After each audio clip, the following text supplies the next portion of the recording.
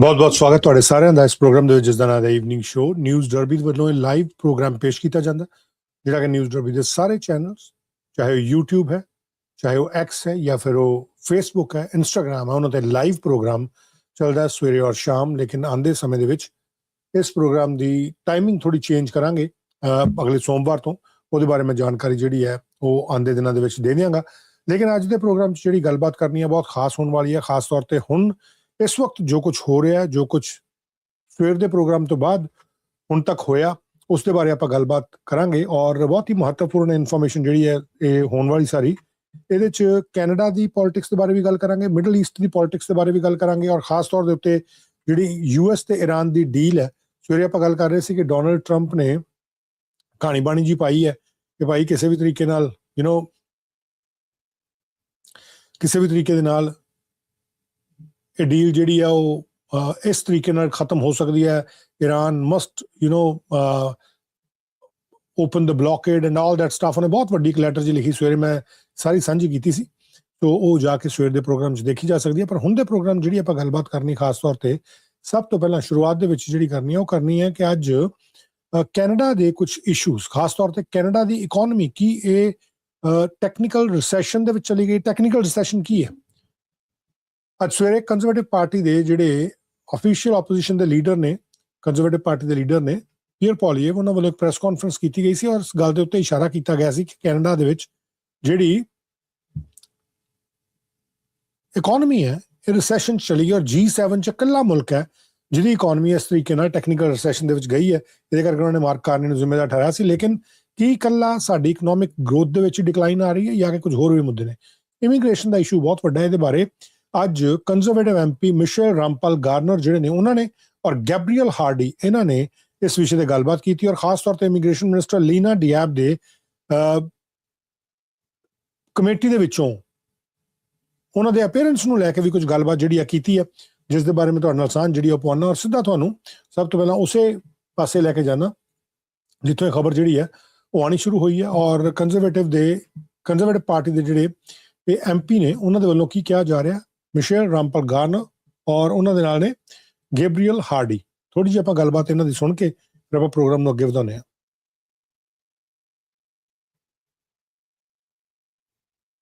Immigrations Minister's appearance at last night's Committee of the Whole. There were a few concerning lapses of judgment, I think she made in her answers, as well as lack of information. So first of all, we still have questions after questioning her last night about whether the government believes that the measures, particularly the immigration measures that they're undertaking, will be sufficient to prevent Ebola from entering and spreading in Canada as the FIFA World Cup approaches.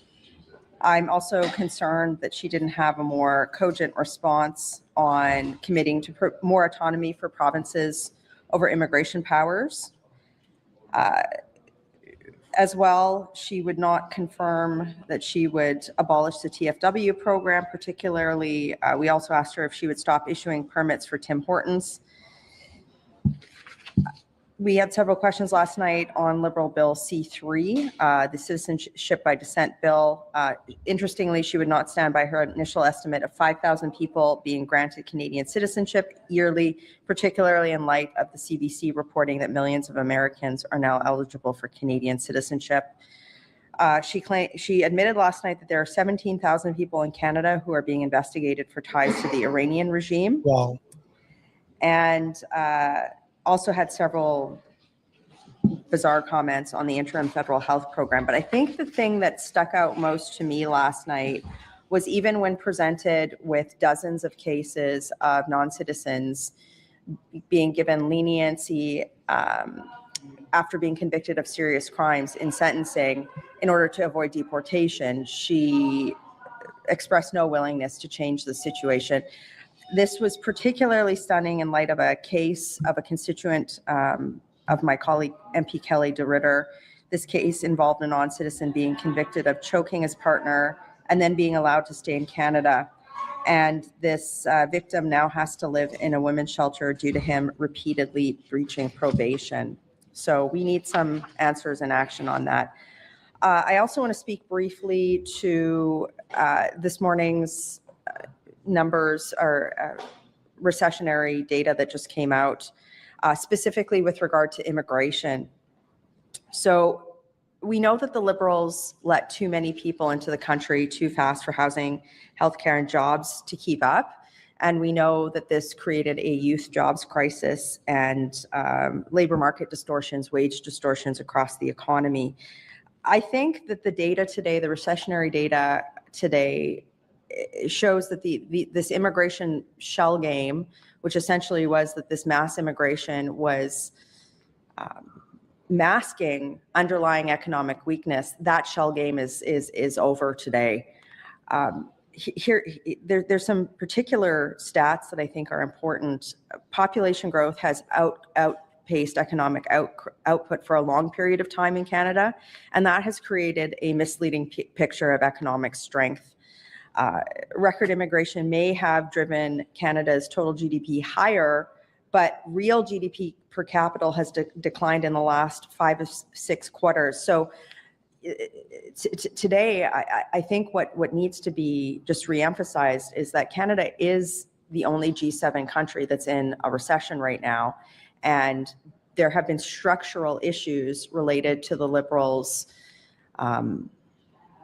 anti-development policies, inflationary deficit spending, and more. And that doesn't bode well for the economy or anybody who is now residing in Canada. So, while high immigration may have created short-term GDP boosts and labor market padding, it has also led to rising unemployment among newcomers, housing and infrastructure strain, and per capita stagnation, things that will only get worse now that we have this official recession data. Thank you. My colleague Gabrielle. Oui, il faut le monter un peu. Merci. Écoutez, ça a été une très grosse rencontre hier avec la ministre de l'Immigration, puis j'en ai pris quelques notes que je crois qui sont importantes de souligner aujourd'hui. Premièrement, ça a été une démonstration à quel point les libéraux ont complètement abandonné leur devoir de bien gérer le système de l'immigration et notamment de protéger la langue française. Hier, j'ai demandé à la ministre est-ce qu'elle reconnaissait le déclin du français. Et dans un moment d'hésitation, alors qu'elle ne savait pas trop quoi répondre, j'ai entendu ses collègues autour lui dire « il n'y a aucune preuve de ça ». Donc, la réponse a été qu'il n'y avait pas de preuve du déclin du français au Québec, ce qui est une grave erreur parce que je lui ai rappelé qu'on le voyait notamment dans la presse, dans les articles de Radio-Canada. On prévoit 10 % de taux de francophones comme langue maternelle, une diminution de 10 % de la langue maternelle francophone au Québec d'ici 2036. Dans le Devoir notamment, elle a refusé de reconnaître que c'était un fait en me disant qu'il n'y avait aucune évidence. Ensuite de ça, quand je lui ai parlé que seulement 58 % des Montréalais utilisent le français comme langue usuelle, sa réponse a été qu'elle aimait beaucoup le français et que c'était une langue très importante pour elle. Ensuite de ça, je lui ai parlé du programme de santé intérimaire qui passe de 211 millions de dollars à 1,5 milliard de dollars en moins de 10 ans. Alors, je lui ai demandé est-ce que c'était normal que des non-résidents, des demandeurs d'asile aient accès à plus de services de santé que les payeurs de taxes, que nos citoyens. Encore une fois, la réponse a été très évasive. Je lui ai demandé pour les garderies à 10 $ que la Cour suprême a forcé le Québec à ouvrir ses garderies à 10 $ pour des demandeurs d'asile, alors qu'il y a des Québécois qui n'ont même pas accès à ce service-là. Elle m'a dit qu'elle n'avait pas compris la question. Alors, ça a été un constat d'échec hier, de respect de la capacité d'accueil du Québec en immigration. Et souvent même, elle m'a dit que dans le fond, c'était à Québec de décider et que c'était à Québec de prendre le contrôle, alors qu'on sait très bien que les libéraux ont utilisé un programme qui était le programme de mobilité internationale pour augmenter les seuils d'immigration sans respecter l'accord Canada-Québec. Et sa réponse a été que c'était au Québec finalement de se gérer. Alors voilà, moi je pense que hier, ça a été, ma dernière question en fait a même été sur la vision d'un État post-national, d'un Canada qui n'a pas d'identité, pas d'histoire, pas de culture. Puis c'est les mêmes ministres, c'est toute la même gang qui est encore là. Et elle m'a juste répondu qu'elle aimait ça, venir visiter le Québec. Donc hier, ça a été un constat d'échec. Pour moi, c'est une ministre qui ne contrôle pas l'immigration, qui essaie de pallier ou de se rattraper. Puis ça a été une rencontre qui a été, je crois, très révélatrice sur le manque de contrôle des libéraux par rapport à l'immigration, mais surtout sur le constat de leur idéologie qui ne fonctionne pas après près de 11 ans. Et là, les constats, les résultats arrivent, puis ils essayent de pallier ou ils essayent juste de mettre de la poudre aux yeux pour dire qu'ils ont le contrôle alors qu'ils ont complètement brisé le système. Voilà, merci.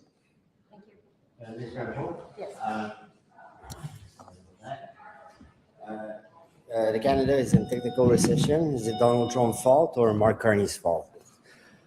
Well, we've had data which have shown that Canada's economy has been faltering for some time. And that's because of some of the elements that I talked about earlier. We've had anti-development laws from the Liberal government, which are still in place under Mark Carney, like Bill C-69, Bill C-48, the No More Pipelines Bill, the anti-tanker bill. This has chased away investment from Canada. Also, you know, I talked about how a lot of Liberal policies have lowered productivity in Canada. The other thing I'll say is that the Liberals' decade of inflationary spending has created economic impacts which have, I would say, stalled economic growth. And again, I'll just reemphasize, we are the only country that's in G7 country that's in a recession right now. The Liberals have refused for a long time to undertake policies which would create an environment for investment stability. You know, I think about the industrial carbon tax. I think about the fact that, again, Bill C-69 is still in place. And again, I want to also outline something else. If oil prices weren't high right now, right, the numbers would be even worse. So we have to look internally as a country. And the reality is that Mark Carney's been the prime minister for a year. Many of the bills that have led to economic stagnation, like when you think about, for example, per capita GDP growth in 2015 was higher and it was matching under peer countries like the United States. Now there's a big delta between us and the US. I mean, Mark Carney's been here for a year. And I think that there's a lot of elements of investment instability that his government, he personally is presiding over, and he needs to be held accountable for that. Thank you. You mentioned the immigration shell game is over with respect to the idea of, juicing GDP numbers with temporary residents. But as you mentioned, we still have a lot of temporary people here in Canada. What do you think the actual GDP figures may actually look like? It's a good question. I would point first to the youth jobs crisis and the elimination of a lot of entry-level jobs in Canada, particularly in white-collar jobs. There are more and more people who are becoming unemployed every month. And, the reality is that the Liberals are still issuing, I think this year it's 215,000 new temporary foreign work permits plus foreign student permits, which include the ability to work. So that is a number that Canadians should be concerned with. It's certainly something I'll be monitoring closely. But again, this is why Conservatives have been for the last, since the fall, calling for the abolishment of the temporary foreign worker program, replacing it with a standalone program for legitimately hard to fill agricultural labor, because we saw this problem coming. I think last night in the House of Commons, we asked the minister many questions directly related to what you were talking about, and there was almost no acknowledgement of that fact. So again, I would just re-up calls for the government to abolish the temporary foreign worker program, replace it with the program I just mentioned, and to be cognizant of the fact that the policies that they would put in place have stalled the economy, and that means bad news for Canadian workers, people who are worried about job security, and particularly youth who are in a jobs crisis right now. We've got the Prime Minister, constantly going overseas, trying to sell Canada as this investment hub. At the same time, they don't seem to be paying that much attention to this file. Do you think there's a kind of misunderstanding on, how do I put this? Do you think they're essentially trying to keep going with business as usual with the temporary foreign worker program in the hopes that these trade deals might get us back to a point where that might cover for what's going on with immigration? Well, again, it's a good question, but we've seen structural economic problems in the Canadian economy for a long period of time, and that's measured particularly by the per capita GDP figures that we've seen. There's been a precipitous decline in per capita GDP. We could also look at labor market productivity as well too, right? That's declined on a per capita basis. So the question for me is really twofold. When I look at the ability of Canada's economy to attract job-creating investment in the long term, unnecessary regulation like Bill C-69, inflationary spending, that creates problems for stability, for long-term investment, long-term economic growth. Then to your question, the government is continuing to bring in high numbers of temporary foreign workers through various programs. So those two things don't jive. If you're seeing a long-term decrease in economic growth and you keep bringing in more people, simply put, it's too many people too fast for the economy to create jobs. And so your question about does the government care about the immigration file? I think Mark Carney doesn't care about the immigration file. I think it's why evidence of that is he's got a very weak minister. It's something that, I'm not just saying this, people with liberal leanings are saying this on political shows. And, whenever we have her at committee, when she says things like, why would I consult the provinces on healthcare capacity? It's like there's a disconnect between setting immigration levels and the type of people that were like, and by that I mean, high skilled economic workers versus a flood of low skilled migrants through various streams. I think that there's a disconnect there, and it's something I don't think that the minister is capable of wrapping her head around, frankly. And so this is why Conservatives have called on the Prime Minister to take accountability for this file, to fire this incompetent minister, and to your point, take it seriously because it has an impact on Canadian workers and job prospects. Thank you.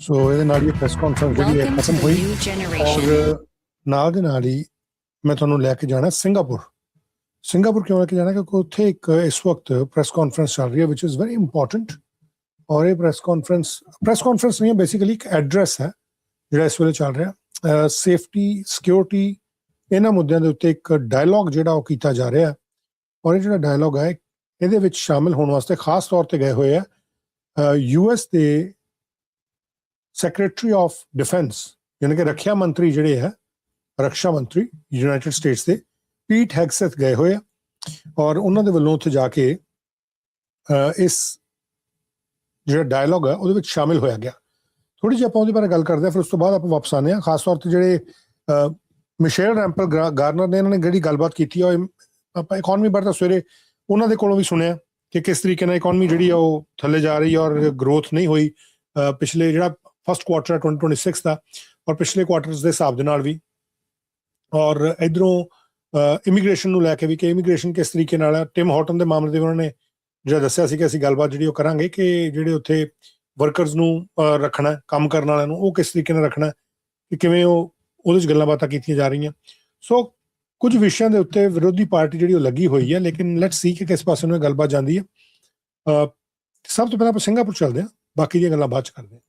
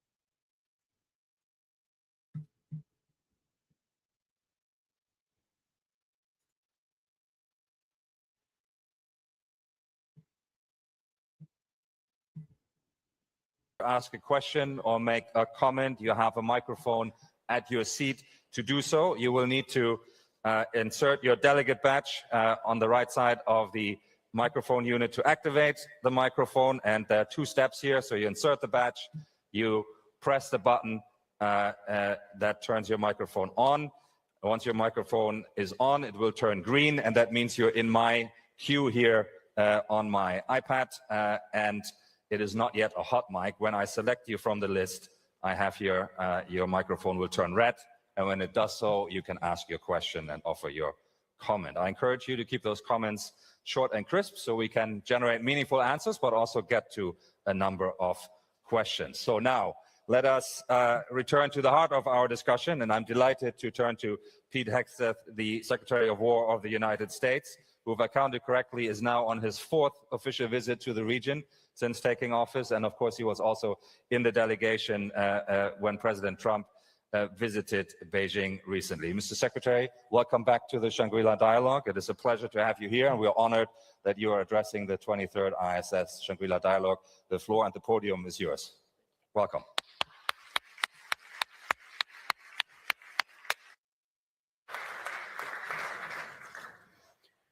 Well, Doctor, thank you very much. Good morning. It's great to be back in Singapore and at the Shangri-La Dialogue to speak about the future of this vital Pacific region. It's not a future based on wishful thinking or utopian idealism, but a future that will be defined by our collective efforts to safeguard and secure our most vital national interests.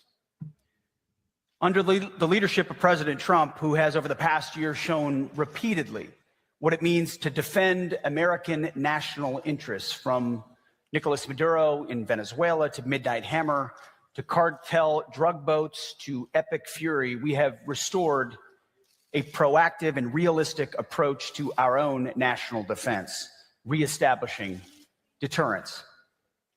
Now, when I was in the United States Army as a young lieutenant, the motto of my first rifle platoon was, "Those who long for peace must prepare for war." It's a simple truth that makes as much sense tactically as it does strategically.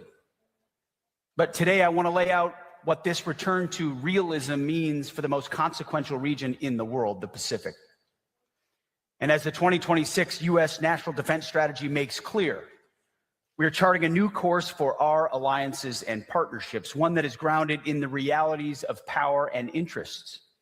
It is a course that will leave America stronger, our allies and partners more capable, and the Pacific region more stable and secure.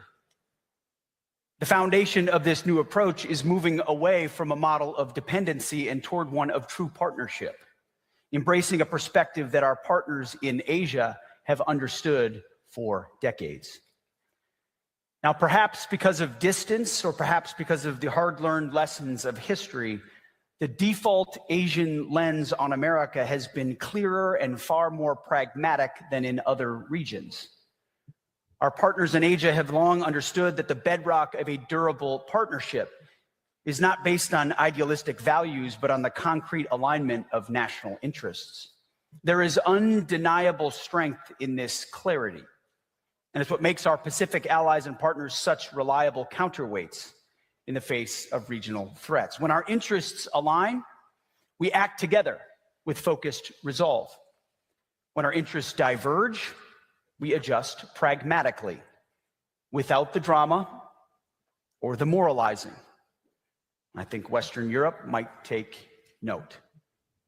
Western Europe. This is a mindset we fully embrace. The era of the United States subsidizing the defense of wealthy nations is over. We need partners, not protectorates. We seek alliances built on shared responsibility, not dependency. This is the maturation of our alliances in a new era. It's a vision that puts our alliances on a sustainable footing, ensuring they are fit for the challenges of this century, not the last. This shift is not a matter of choice, it is a matter of strategic prudence. The National Defense Strategy makes clear that the old toothless, utopian, and globalist course of foreign policy was headed for a disaster. that all changes under President Trump. Our approach is one of flexible, practical realism that looks at the world with a clear-eyed perspective that is essential for serving vital interests. And nowhere is this clarity more important than in the Pacific. This region has profound implications for U.S. security and prosperity. It's the world's largest and most dynamic market area. It's why our national defense strategy directs the Department of War to set the military conditions required to achieve a lasting and favorable balance of power in the Pacific region. When we look across the region today, there is rightful alarm regarding China's historic military buildup and the expansion of its military activities in the region and beyond.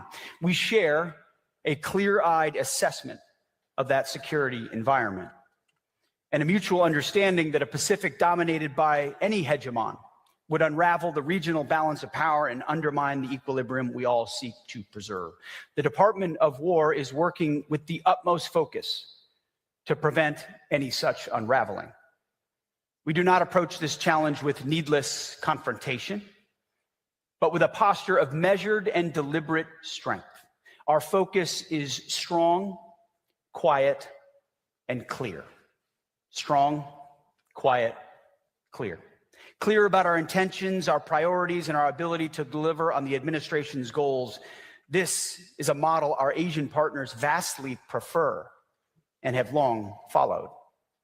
Our allies across Asia do not seek constant escalation, rhetorical theatrics, or a region defined by public confrontation. What they want and what the United States delivers is strength that is disciplined, resolve that is steady, and leadership that is confident enough to speak and walk softly while carrying a big stick. What we seek and what the president has constantly articulated is a genuinely stable equilibrium that works for Americans as well as our ally, a favorable but durable balance of power in which no state, including China, can impose its hegemony and hold the security or prosperity of our nation and our allies in question. The United States seeks to preserve the conditions that have long underwritten peace and prosperity in this region. We are the power working to sustain equilibrium, not to disrupt it, plain and simple. We defend a status quo that has enabled extraordinary growth and opportunity across the region. Our interests in the Pacific are significant, but they are also scoped and reasonable, defined by a favorable balance of power in which sovereignty is respected, commerce flows freely, and nations retain the freedom to make their own choices. This is the balance America upholds and will not allow others to overturn. Under President Trump's leadership, relations between the United States and China are better than they've been in many years. President Trump and this administration seek a stable peace, fair trade, and respectful relations with China. It's not a coincidence that this has happened. Strong, quiet, but clear is the right recipe for stability. Just 2 weeks ago, President Trump and President Xi engaged in direct discussions in Beijing that reinforced this very foundation. I bore witness to their hours of candid conversations. It was truly historic. They agreed that the United States and China should build a constructive relationship of strategic stability based on fairness and reciprocity, reaffirming that while our nations will vigorously protect our respective interests, we can secure practical, mutually beneficial agreements where our interests align. Now, all of that said, my job at the United States Department of War is to provide the military strength to support President Trump's visionary and realistic diplomacy. It's our essential responsibility at the department to ensure that the president is always negotiating from a position of unquestionable strength in order to sustain peace here in the Pacific and around the globe. To ensure our military might preserve stability, we will pair it with a clarity of intent, which is why we are meeting more frequently with our Chinese counterparts. By maintaining open lines of military to military communication, we can coordinate, deconflict, and reduce the risk of miscalculation. This dialogue is not a sign of capitulation in either direction, but a practical guardrail, ensuring the relationship our leaders seek at the top is preserved at every level.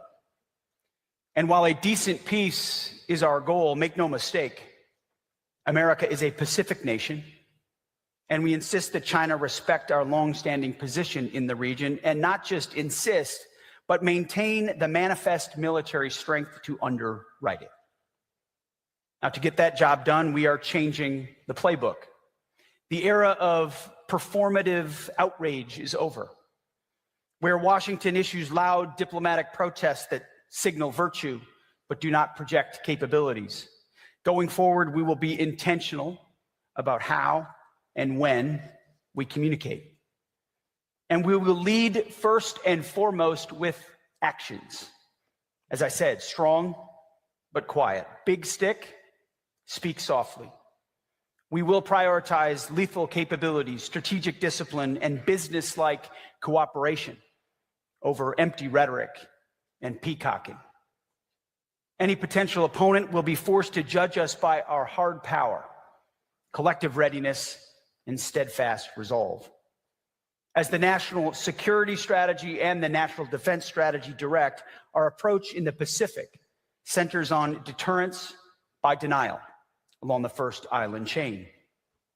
Now, we are reestablishing the Monroe Doctrine, the Don Doctrine, as I like to call it, in the Western Hemisphere, aggressively defending our homeland and our hemisphere. We will protect our people. But if you look at our department's planning guidance and our budget, we're building a team capable of projecting power, a country capable of projecting power anywhere in the world, most especially here. We will build and sustain a strong denial defense in the Western Pacific that ensures aggression is infeasible, escalation unattractive, and war deemed irrational. Our military posture will be resilient, distributed, and optimized to deny quick, decisive gains through military force. This is the logic of strategy. And it's the essence of peace through strength, and the foundation of a durable peace in the Pacific that benefits all of us. We all benefit from such a policy because our quiet but clear strength will lead to stability and peace. But this is not a burden America can or should carry alone. A favorable balance of power requires capable allies with real military strength, real industrial capacity, and real political resolve. For too long, the security of this region has rested disproportionately on American military power, while many of our allies and partners allowed their own defense capabilities to atrophy. That's a bad deal for the American taxpayer, and it's an unsustainable crutch for our allies and partners. Instead, we are all best off when, based on our comparative advantages, we all contribute to the shared goal of peace and stability. This is not a my way or the highway approach. We are ready to work with all of you, where you are, based on your own situation, your own geography, and your own cultural, political, and economic realities, to ensure that a Pacific free of any dominant hegemon is secured. And that's why a core line of effort in our national defense strategy is to increase burden sharing with U.S. allies and partners, and simultaneously empower them to contribute to our collective defense. This is no longer an afterthought. It's an essential ingredient of our strategy. President Trump has been crystal clear about this from day one in his first administration and now in his second. Alliances only work when they are true partnerships. It is a two-way street. You don't have a strong alliance unless everyone has skin in the game. No freeloading. History is not over. Alliances are not judged by the number of flags, but by the number of formations. We don't need more conferences. We need more combat power. I'm sorry to say this here. Less Shangri-La, more ships, more subs. For too long, polite pleas from our European allies to spend more on their own defense fell on deaf ears. They are finally playing catch up, and we let ourselves get distracted by empty globalist rhetoric about the rules-based international order, while European capitals threw open their borders and hollowed out their militaries. You can have all the rules you want, and rules are great, but if you can't back them up with hard power, the rules are not worth the paper they are written on. Europe and NATO have some big decisions to make, and more on that soon. These same principles apply in the Pacific, albeit, of course, in different circumstances. In this region, I'm optimistic that our allies, driven by our shared national interests and the unprecedented threat environment, will step up and step up for real. In fact, we're already seeing progress. If you want to see what burden sharing looks like, consider the Republic of Korea. South Korea has invested consistently in its own defense, not because it does not have the luxury of treating war like an academic exercise. They live on the front lines, and so they build real combat power. President Lee's decision to increase defense spending to the new global standard of 3.5% and to assume greater responsibility for its conventional defense reflects simply a clear-eyed understanding of the threat environment. It won't be easy, but it's necessary for the security and prosperity of his country. This was a hard-nosed decision because they see the world as it actually is. We applaud the pragmatism and leadership demonstrated by Seoul. The region will be far more stable and more secure when other allies and partners follow that path. We see this same realist mindset from the Philippines. Manila is shifting its focus to external defense and enhancing interoperability with U.S. forces. And it's not just talk. Earlier this month, we concluded the largest ever Balikatan, which featured joint training and exercises involving the most advanced U.S. capabilities. The Philippines is also investing more to modernize its military and its Coast Guard, with President Marcos signing a budget this year that includes a 12% increase in defense spending. This spending increase will fund the Philippines' multi-year effort to develop a modern, technologically advanced, and interoperable force that can plug in and fight alongside American warfighters. We're seeing a similar and critical shift in Tokyo. Japan is taking concrete steps to accelerate its defense transformation. Together, we are enhancing our force posture and investing in the right capabilities. We're not at the finish line yet, and there's still some heavy lifting ahead, but the momentum is headed in the right direction.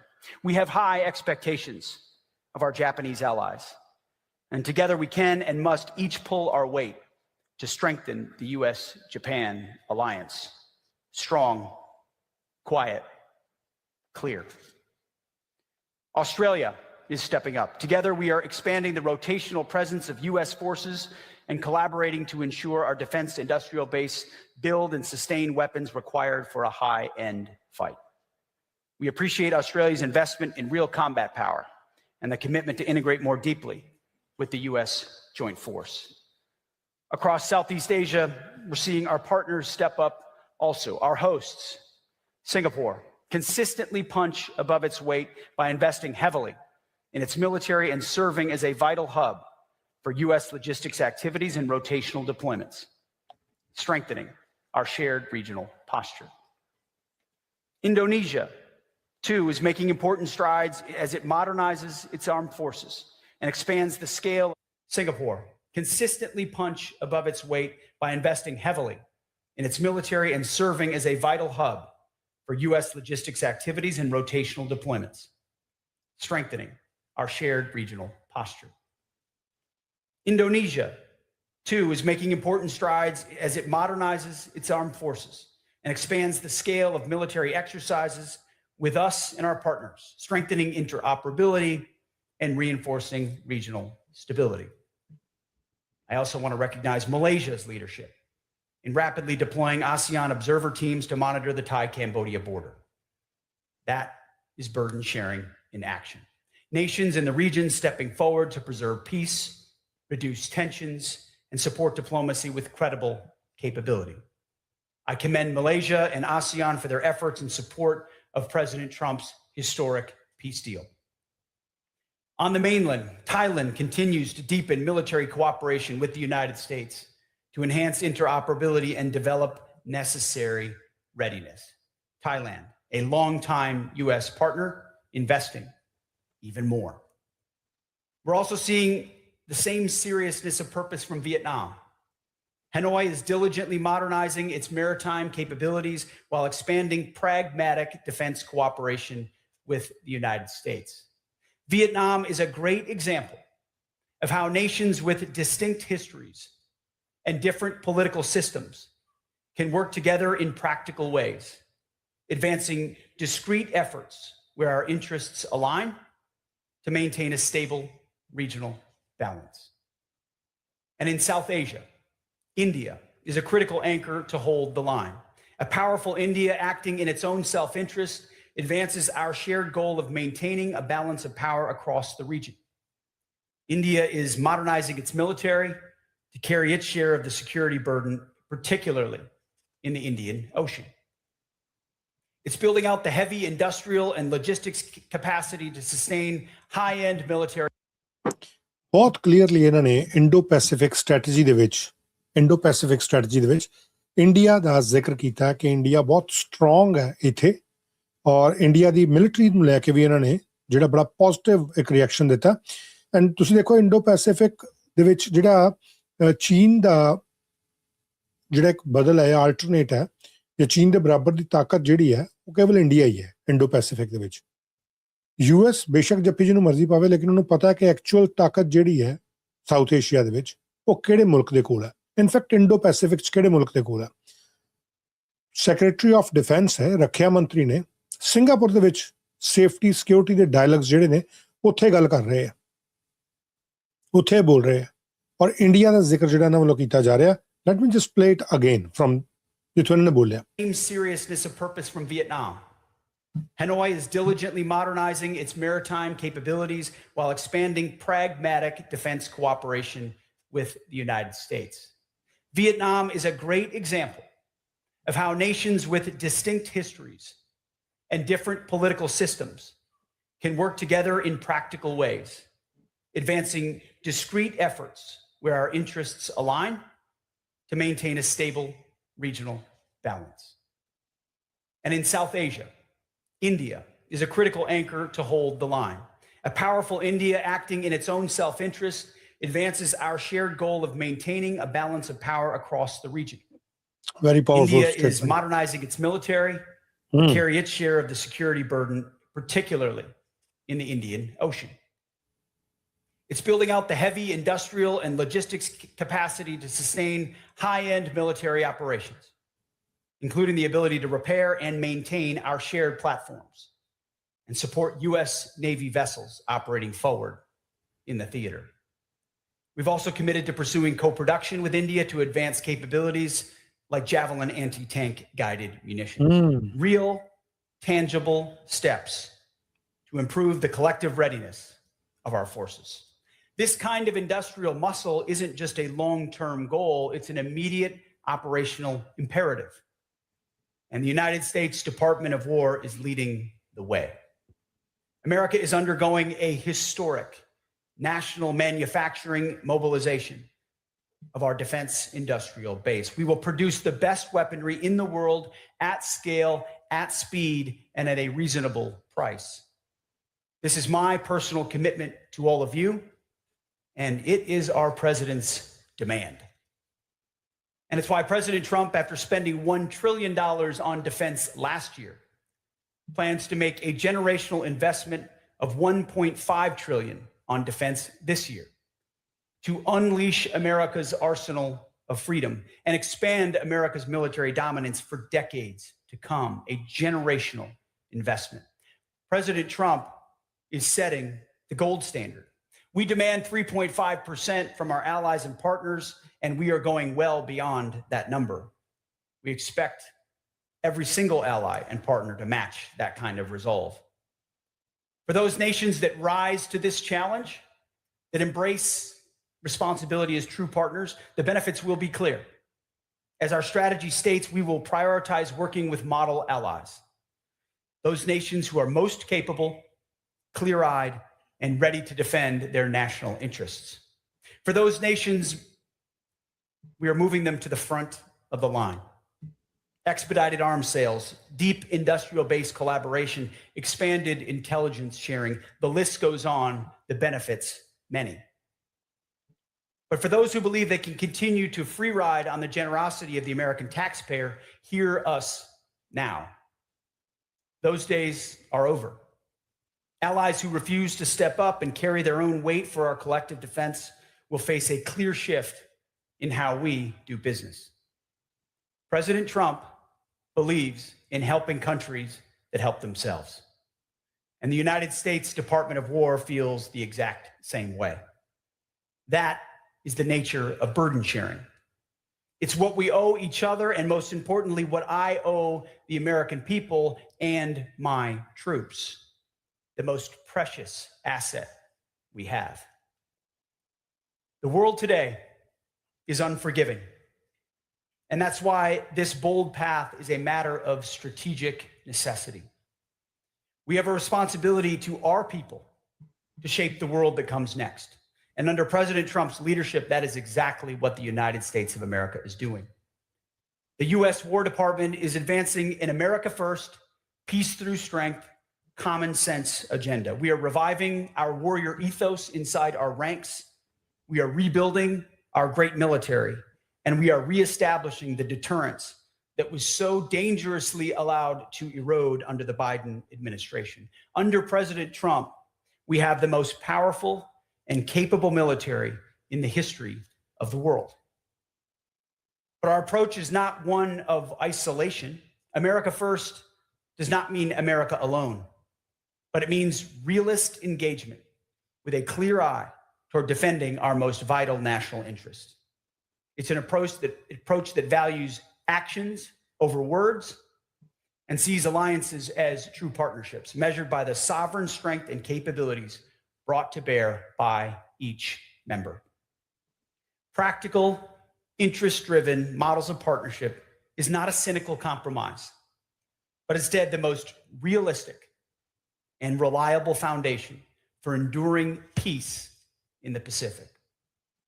Our approach asks Pacific nations to do what many are already eager to do: invest seriously in their own defense, contribute more to collective security, and work with the United States in pragmatic ways that advance our shared interests. If there was a thesis statement for my remarks this morning, it would be this: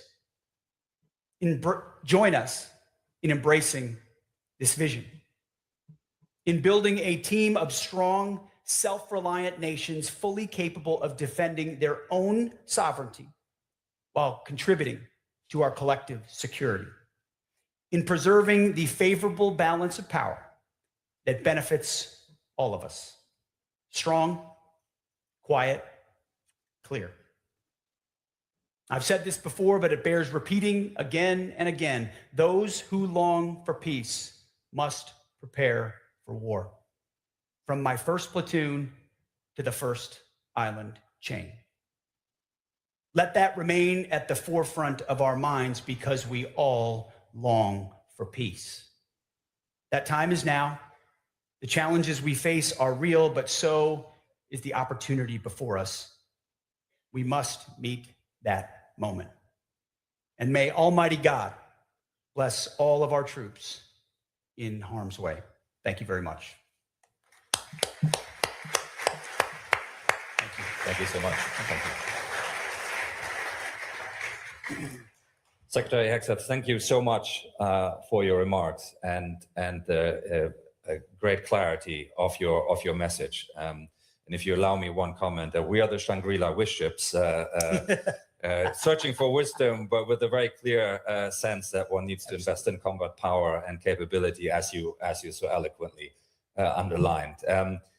We've got about 30 minutes for conversation now, and we'll collect a few questions. But I see actually that the Minister of Japan, Koizumi-san, would like to intervene. So I might turn to him first, actually, and get him to make his comment. Your microphone is live now, Minister. Thank you very much, Pete, Secretary Hegseth.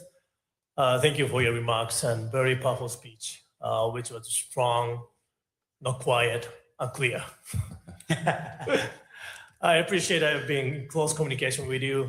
I safely feel the unwavering commitment by the US. But sometimes I feel some countries might underestimate the US commitment. Can you give us the message to assure the region? And also, when tensions occur between allies and like-minded states, even tensions are slight, there will be someone attempting to drive a wedge between us.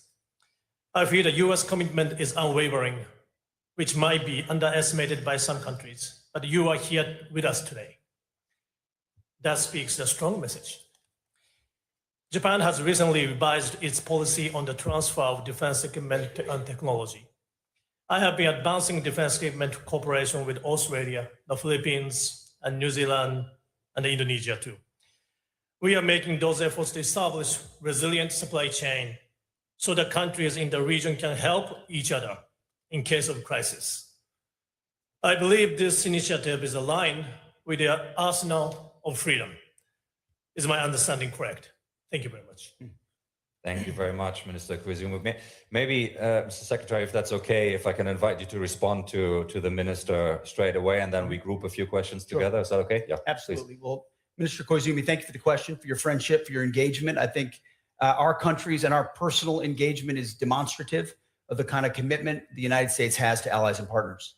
And we appreciate the extent to which you and your government have stepped up. And I think there's sort of two real ways when I look at how the world may view our commitment to this region. First is through our national defense strategy. And we very clearly listed 4 pillars. It was the homeland of the hemisphere, deterring China in the Indo-Pacific, burden sharing, and then supercharging our defense industrial base. Those were the 4. And I think too many people were focused on the fact that number 1 is homeland and hemisphere. For us, that was a reorientation toward a forgotten aspect of our defense strategy. We had a wide open southwest border that allowed 20 million illegals to pour across our borders that the Department of War was focused on securing. We've got a cartel problem of foreign terrorist organizations where we can't just defend at the border, but we need to defend in depth. So we've created the America's Counter Cartel Coalition, working with allies and partners in Central and South America to holistically get at the counter cartel challenge. Key terrain like the Panama Canal, something we lost focus on, we're refocused on, and Venezuela's seen a complete change, which creates complications for our adversaries. So staying focused and bringing renewed energy to Southern Command, which had been kind of a sleepy backwater command and now is a warfighting command in our own home and hemisphere, was something we had to do institutionally.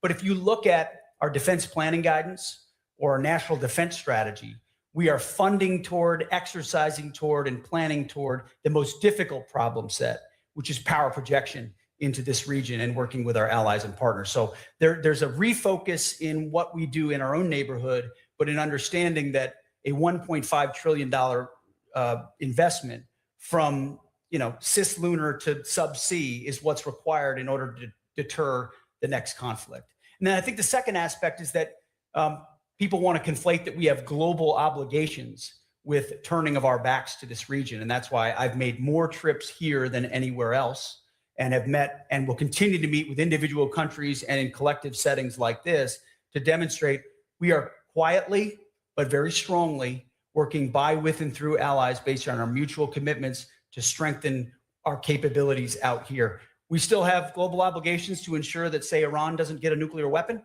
We're focused on that. We can do 2 things at one time.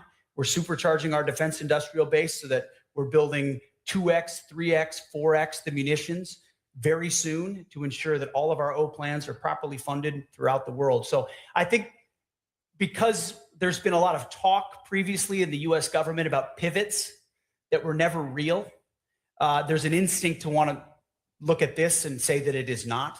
But I think it's the exact opposite. Underneath our entire approach is a substantive, serious approach to the Pacific, while also ensuring we maintain our obligations around the world. So thank you for your question. Excellent. Thank you very much. We'll group a few questions together now. The list is extremely long already, so I'll pull out a few. First in this round, please, from Korea, Dr. Chung-Min Lee. Chung-Min. Thank you, Bastian. Mr. Secretary, thank you for your positive remarks on the ROK-US alliance. South Korea's defense spending this year increased 8.2%, and we are fully committed to every single matrix you mentioned on a self-reliant defense posture. In this regard, my question to you, sir, is twofold. Number one, President Trump said yes to President Lee's request for American support in building nuclear-powered submarines for the ROK Navy for larger deterrence missions. And number two, wartime OPCON transfer to the ROK within the next couple of years. Could you please enlighten the audience on these two aspects of the strong and stronger U.S. ROK alliance? Thank you. Thank you very much, Chung-Min. We'll take one or two more in this round. Next, please, from China, Weibin Zhao. Your microphone is on. Thank you, Chair. China wali. Mr. Secretary, I'm Senior Colonel Zhao Weibin from China. Senior You just Colonel. mentioned in your speech that during President Trump's historic visit to China, the two countries have agreed upon a new definition of China-US relations, which is constructive strategic stability. So what's the implication of this new definition for US-China military-to-military relations in particular?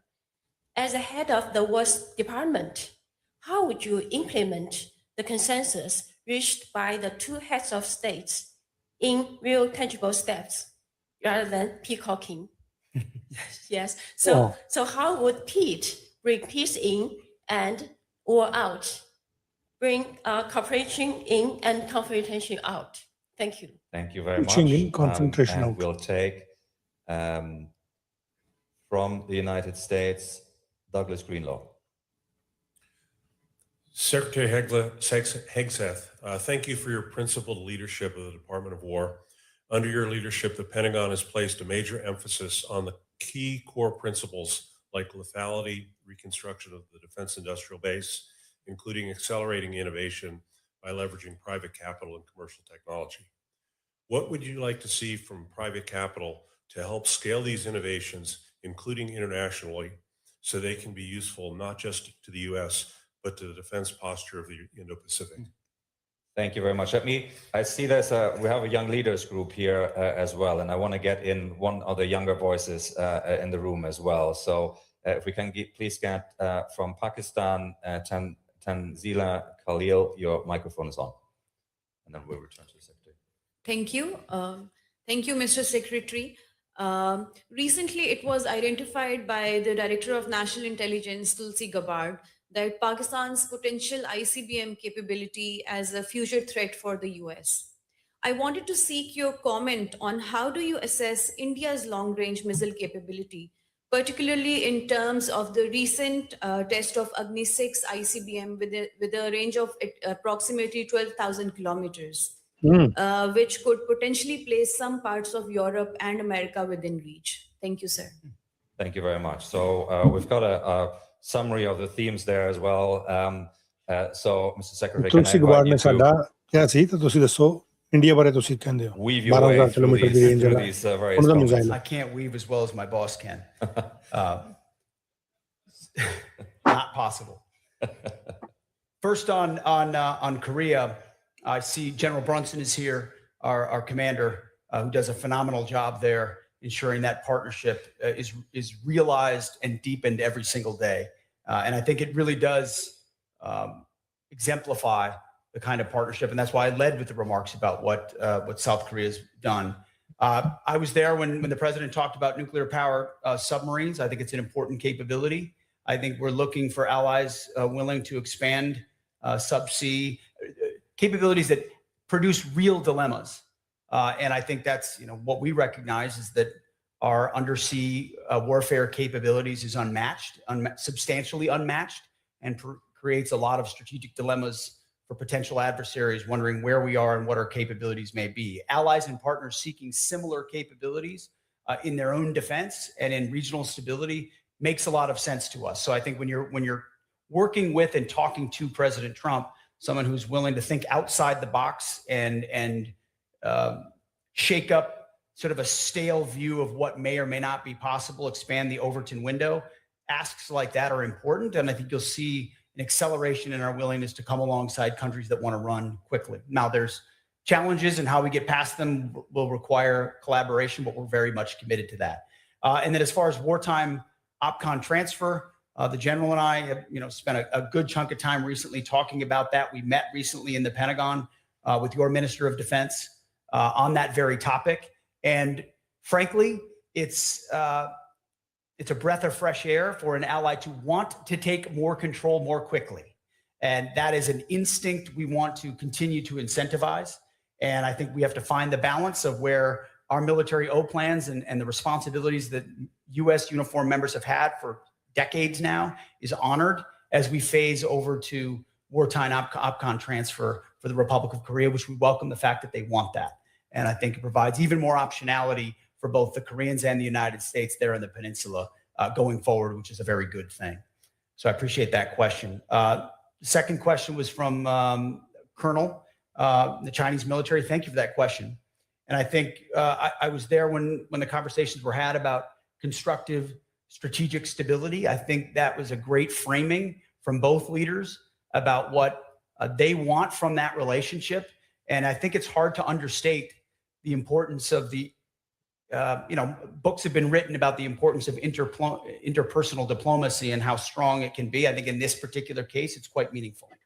I think there is a mutual respect, a recognition of capabilities and power, and how that could be most usefully leveraged in the world today with both powers. That I want to reassure this audience. I think it's real. I think it's substantive, and I think it's meaningful for the history of peace in the region and the world. And what he has communicated to me is that manifests in mill-to-mill cooperation, that in forums like this, we maximize the opportunities to confer. I wish my counterpart was here at this conference, but I look forward to other options when we can cross paths and communicate, talk about things where often actions at sea or actions in the air are perceived differently when there's no communication than when there's an opportunity at the more tactical or operational level to talk about what deconfliction look like. And I think what you'll get from the United States is good faith engagement, clear-eyed, but good faith engagement that we are. I understand commander's intent, and the President Trump has said we're going to establish this type of framework, and I think it's important for peace in the world. The third question was about defense innovation and private capital's role.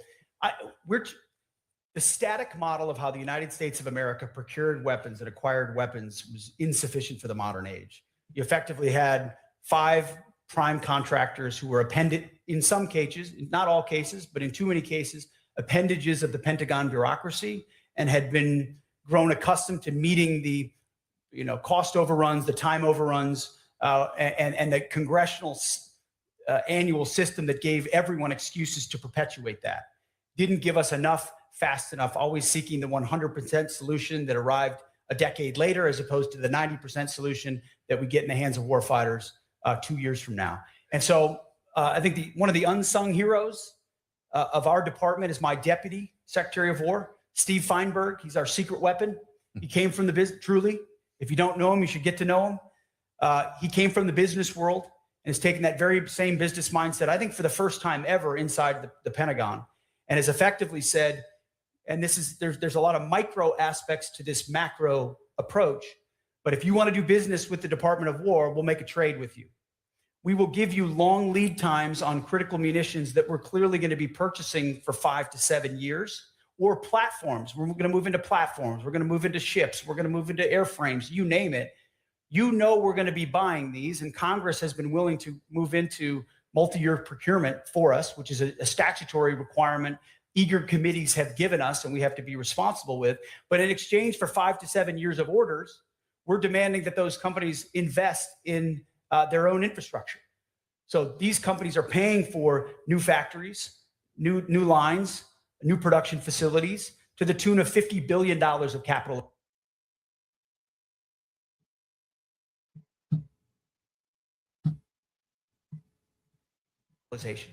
$50 billion that's not coming from US taxpayers. It's coming from companies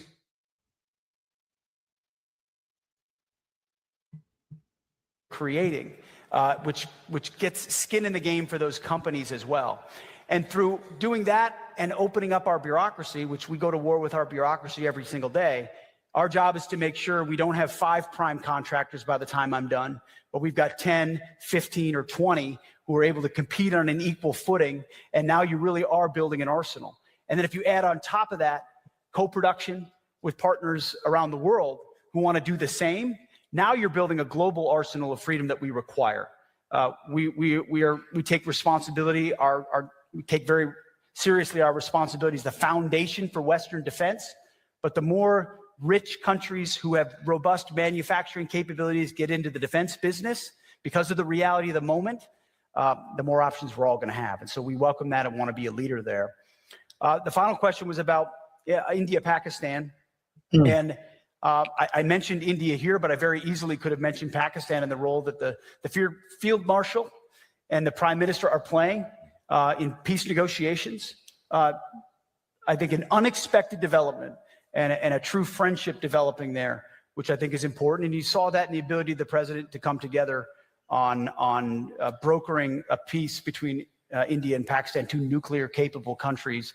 I think both sides there are going to see understandable threats coming from the other, maybe some of which we see differently, and countries are going to want to develop ICBM threats, but we're not pointing a finger, at least from our view right now, at either country and calling them a threat to us. And we're grateful for, in each of their lanes, the benefits they've given to peace around the world. Excellent. Let us get one more round of comments and questions in. Wow. If I can ask for crisp, short questions so that we can get to answers. First one in this round from the United Kingdom, Tom Beckett. Mr. Secretary, thank you very much. Noting the applauding the defense procurement changes that you're making in the Pentagon, on the 22nd of May, the acting Secretary of the Navy said that the 14 billion FMS to Taiwan had been paused to preserve stocks for Epic Fury. Looking to the future, that's fine. In the here and now, how do you reconcile that with expedited arms sales for partners? Thank you very much, Tom. We take another question from China, Dong Wang. Your microphone's on. Thank you for the speech, Secretary Hegseth. Most recently, U.S. Forces Korea Commander General Xavier Brunson made a striking remark in a public interview, stating that South Korea is, quote unquote, a dagger in the heart of Asia aimed at China. This comment stands in a stark contradiction to the spirit of a constructive China-US relationship of strategic stability, which our 2 presidents agreed to build during President Trump's most recent visit to China, which you also just referred to in your speech. So President Trump, in particular, has also repeatedly emphasized his desire to forge the best possible relationship with China. My question is simple. Does General Brunson's statement represent the official position of the Trump administration, and is characterization of South Korea's role as a dagger aimed at China authorized or endorsed by the Pentagon? Thank you. Thank you very much. The general is in the room, so he has an opportunity to perhaps follow up with you in the coffee break. But let me get 1 or 2 more questions in for this round, and we'll next turn from India to Bikram Singh. Vipatap. Thank you, Bastian. Secretary Hegseth, how does the Department of War expect to establish equitable cybersecurity partnerships with allies who may lack the domestic intelligence and technical capabilities? Is there a risk that this may create an overdependence on the US private sector, which might further perpetuate a protection-based model for cybersecurity in the region? Thank you very much. And we take from New Zealand,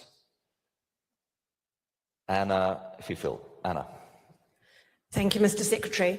I couldn't help but notice that New Zealand was missing from your list of countries there. They have recently outlined a plan to get from 1% to 2% of GDP, a long way from 3.5. Would you consider New Zealand to be a free rider? Thank you. Certainly sharp and clear question.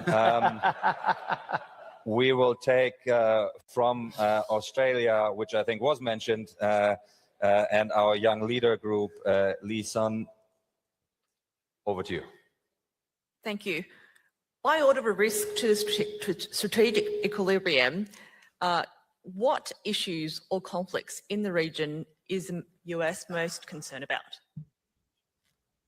Okay, thank you very much. And I'll just lob in one final one from Thailand. Panitan Watan Yagoporn, your mic is on. Thank you. Thank you, Mr. Secretary, for your remarks. Very strong, loud, and super clear.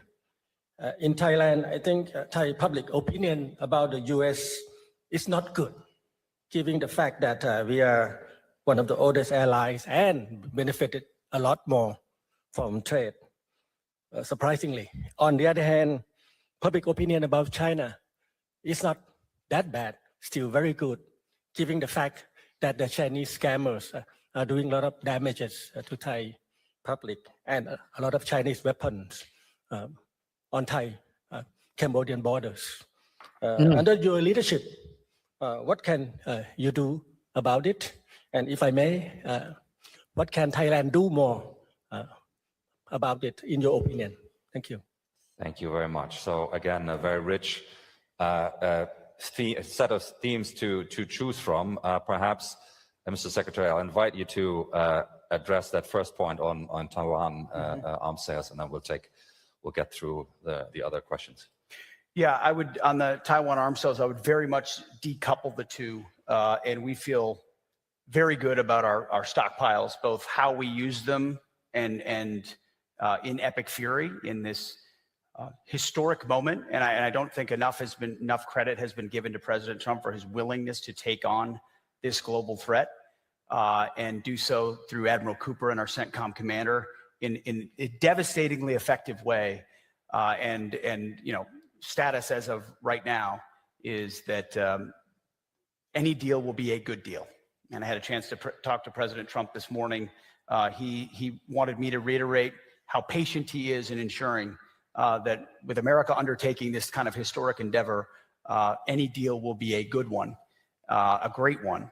And he's patient in the pursuit of that because of how the implications of how that sorts out. And certainly our department, we were in a cabinet meeting just a couple of days ago, and the president said, hey, it will be a great deal. And if Iran doesn't want to make a great deal that ensures they don't get a nuclear weapon, they can deal with the guy on my left. That was the only time I've ever been accused of being on the left. And he was pointing at the War Department. And we're serious about that. Our ability to recommence if necessary is, we are more than capable. Our stockpiles are more than suited for that, both there and around the globe, because of how we balance exquisite and more plentiful munitions. So we're in a very good place. And I wouldn't, Hung Kao is fantastic, but I would not couple the two in any way at all. And I feel good about not only where we are, but where we are in future production rates as well. And I think there's been a lot of false reporting with the wrong motives about where we might be, the United States of America. And we're in a very, very strong position and feel only better about where we're going in the future. Any decision about future Taiwan arms sales, as the president said, will rest with him and as a nature of that relationship. And certainly having been there for those meetings in Beijing, there's no change in our status there. So just to clarify. Since the good general was name checked, I don't know if he wants to say anything. I would always give the floor to an esteemed American general, General Brunson on South Korea, and then I'll take it from there if you want. I don't know if we could turn his mic on. Yeah, can we turn on General Brunson's mic, please? Can you press the button on the, I think if we can get some support here, please. We need to insert the badge probably. Okay, yeah, there we go. General. Thank you. Mr. Secretary, thank you so much for that.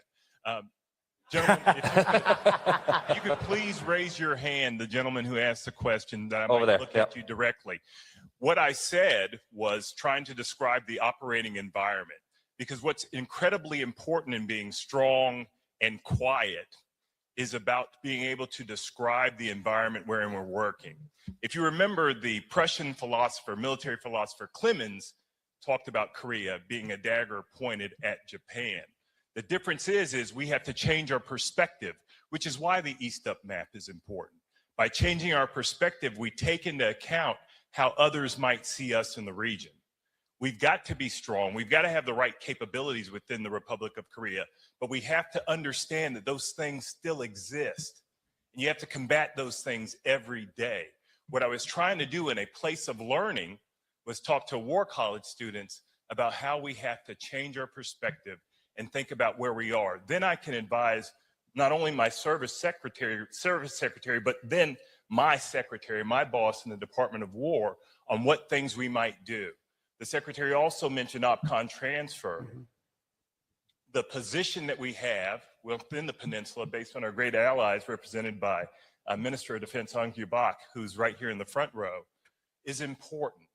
But what's also important is that we have the right capabilities at the right place in the right time, but also take into account our perspectives.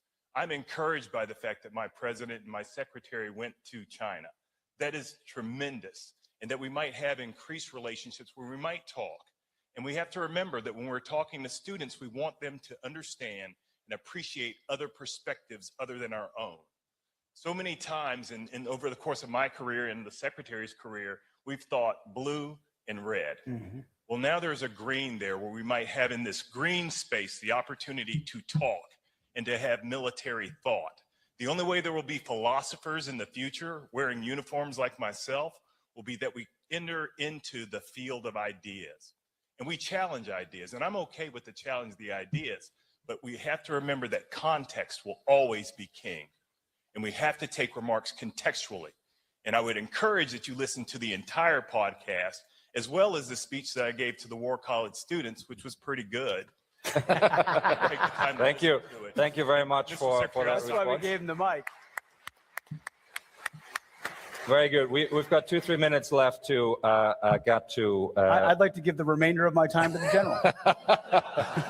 New Zealand defense spending. We've got that question on prioritizing regional challenges and conflicts, and then there was a question from Thailand as well. There was a question on cybersecurity as well. I think what you've seen from our operations is how central we've made that capability, how important it is, how decisive it can be. And now that we're moving into the brave new world of AI and what it enables, the United States has incredible private sector advantages there that we intend to responsibly harness, which would require understanding how they work and how they can be utilized offensively or defensively, but responsibly, and working with partners on cyber. And those cyber relationships is going to be a huge part of how we enable partners, whether it's AI or not. New Zealand, I appreciate the question. Listen, I mean, if I'm being honest, 2% is not enough, and so 2% is freeloading, but I don't have anything against New Zealand. I want partners to step up. I didn't intentionally leave it off my list. I look forward to working with the new defense minister there and enhancing those capabilities. I think that relationship has been a very fruitful one for a very long time. But I think as my friends Richard Morals and John Healy know, I'm probably the most blunt with our closest friends about what our capabilities are and where they need to be to ensure that we're locking arms and shields considering the threats of the world. And we can't just say, oh, we've been friends for a long time, so let's work together. We've been friends for a long time, so you better have the same capabilities we do, because if we don't, our alliance is meaningless. And that's the kind of realism President Trump has asked me to inject into all relationships. I can't remember the last question. There was a question on Thailand, public, yeah. Yeah, I had a great meeting with, one of our oldest allies, almost 200 years, and I think played a very constructive role and has continued to try to play a constructive role in how that conflict gets resolved. Had a great meeting yesterday with the Minister of Defense, and I think we found some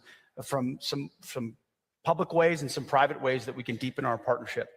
meaningfully. So certainly very committed to that relationship. Fantastic. Secretary Hegseth, thank you so much for being at the Shangri-La Dialogue. It's a real pleasure.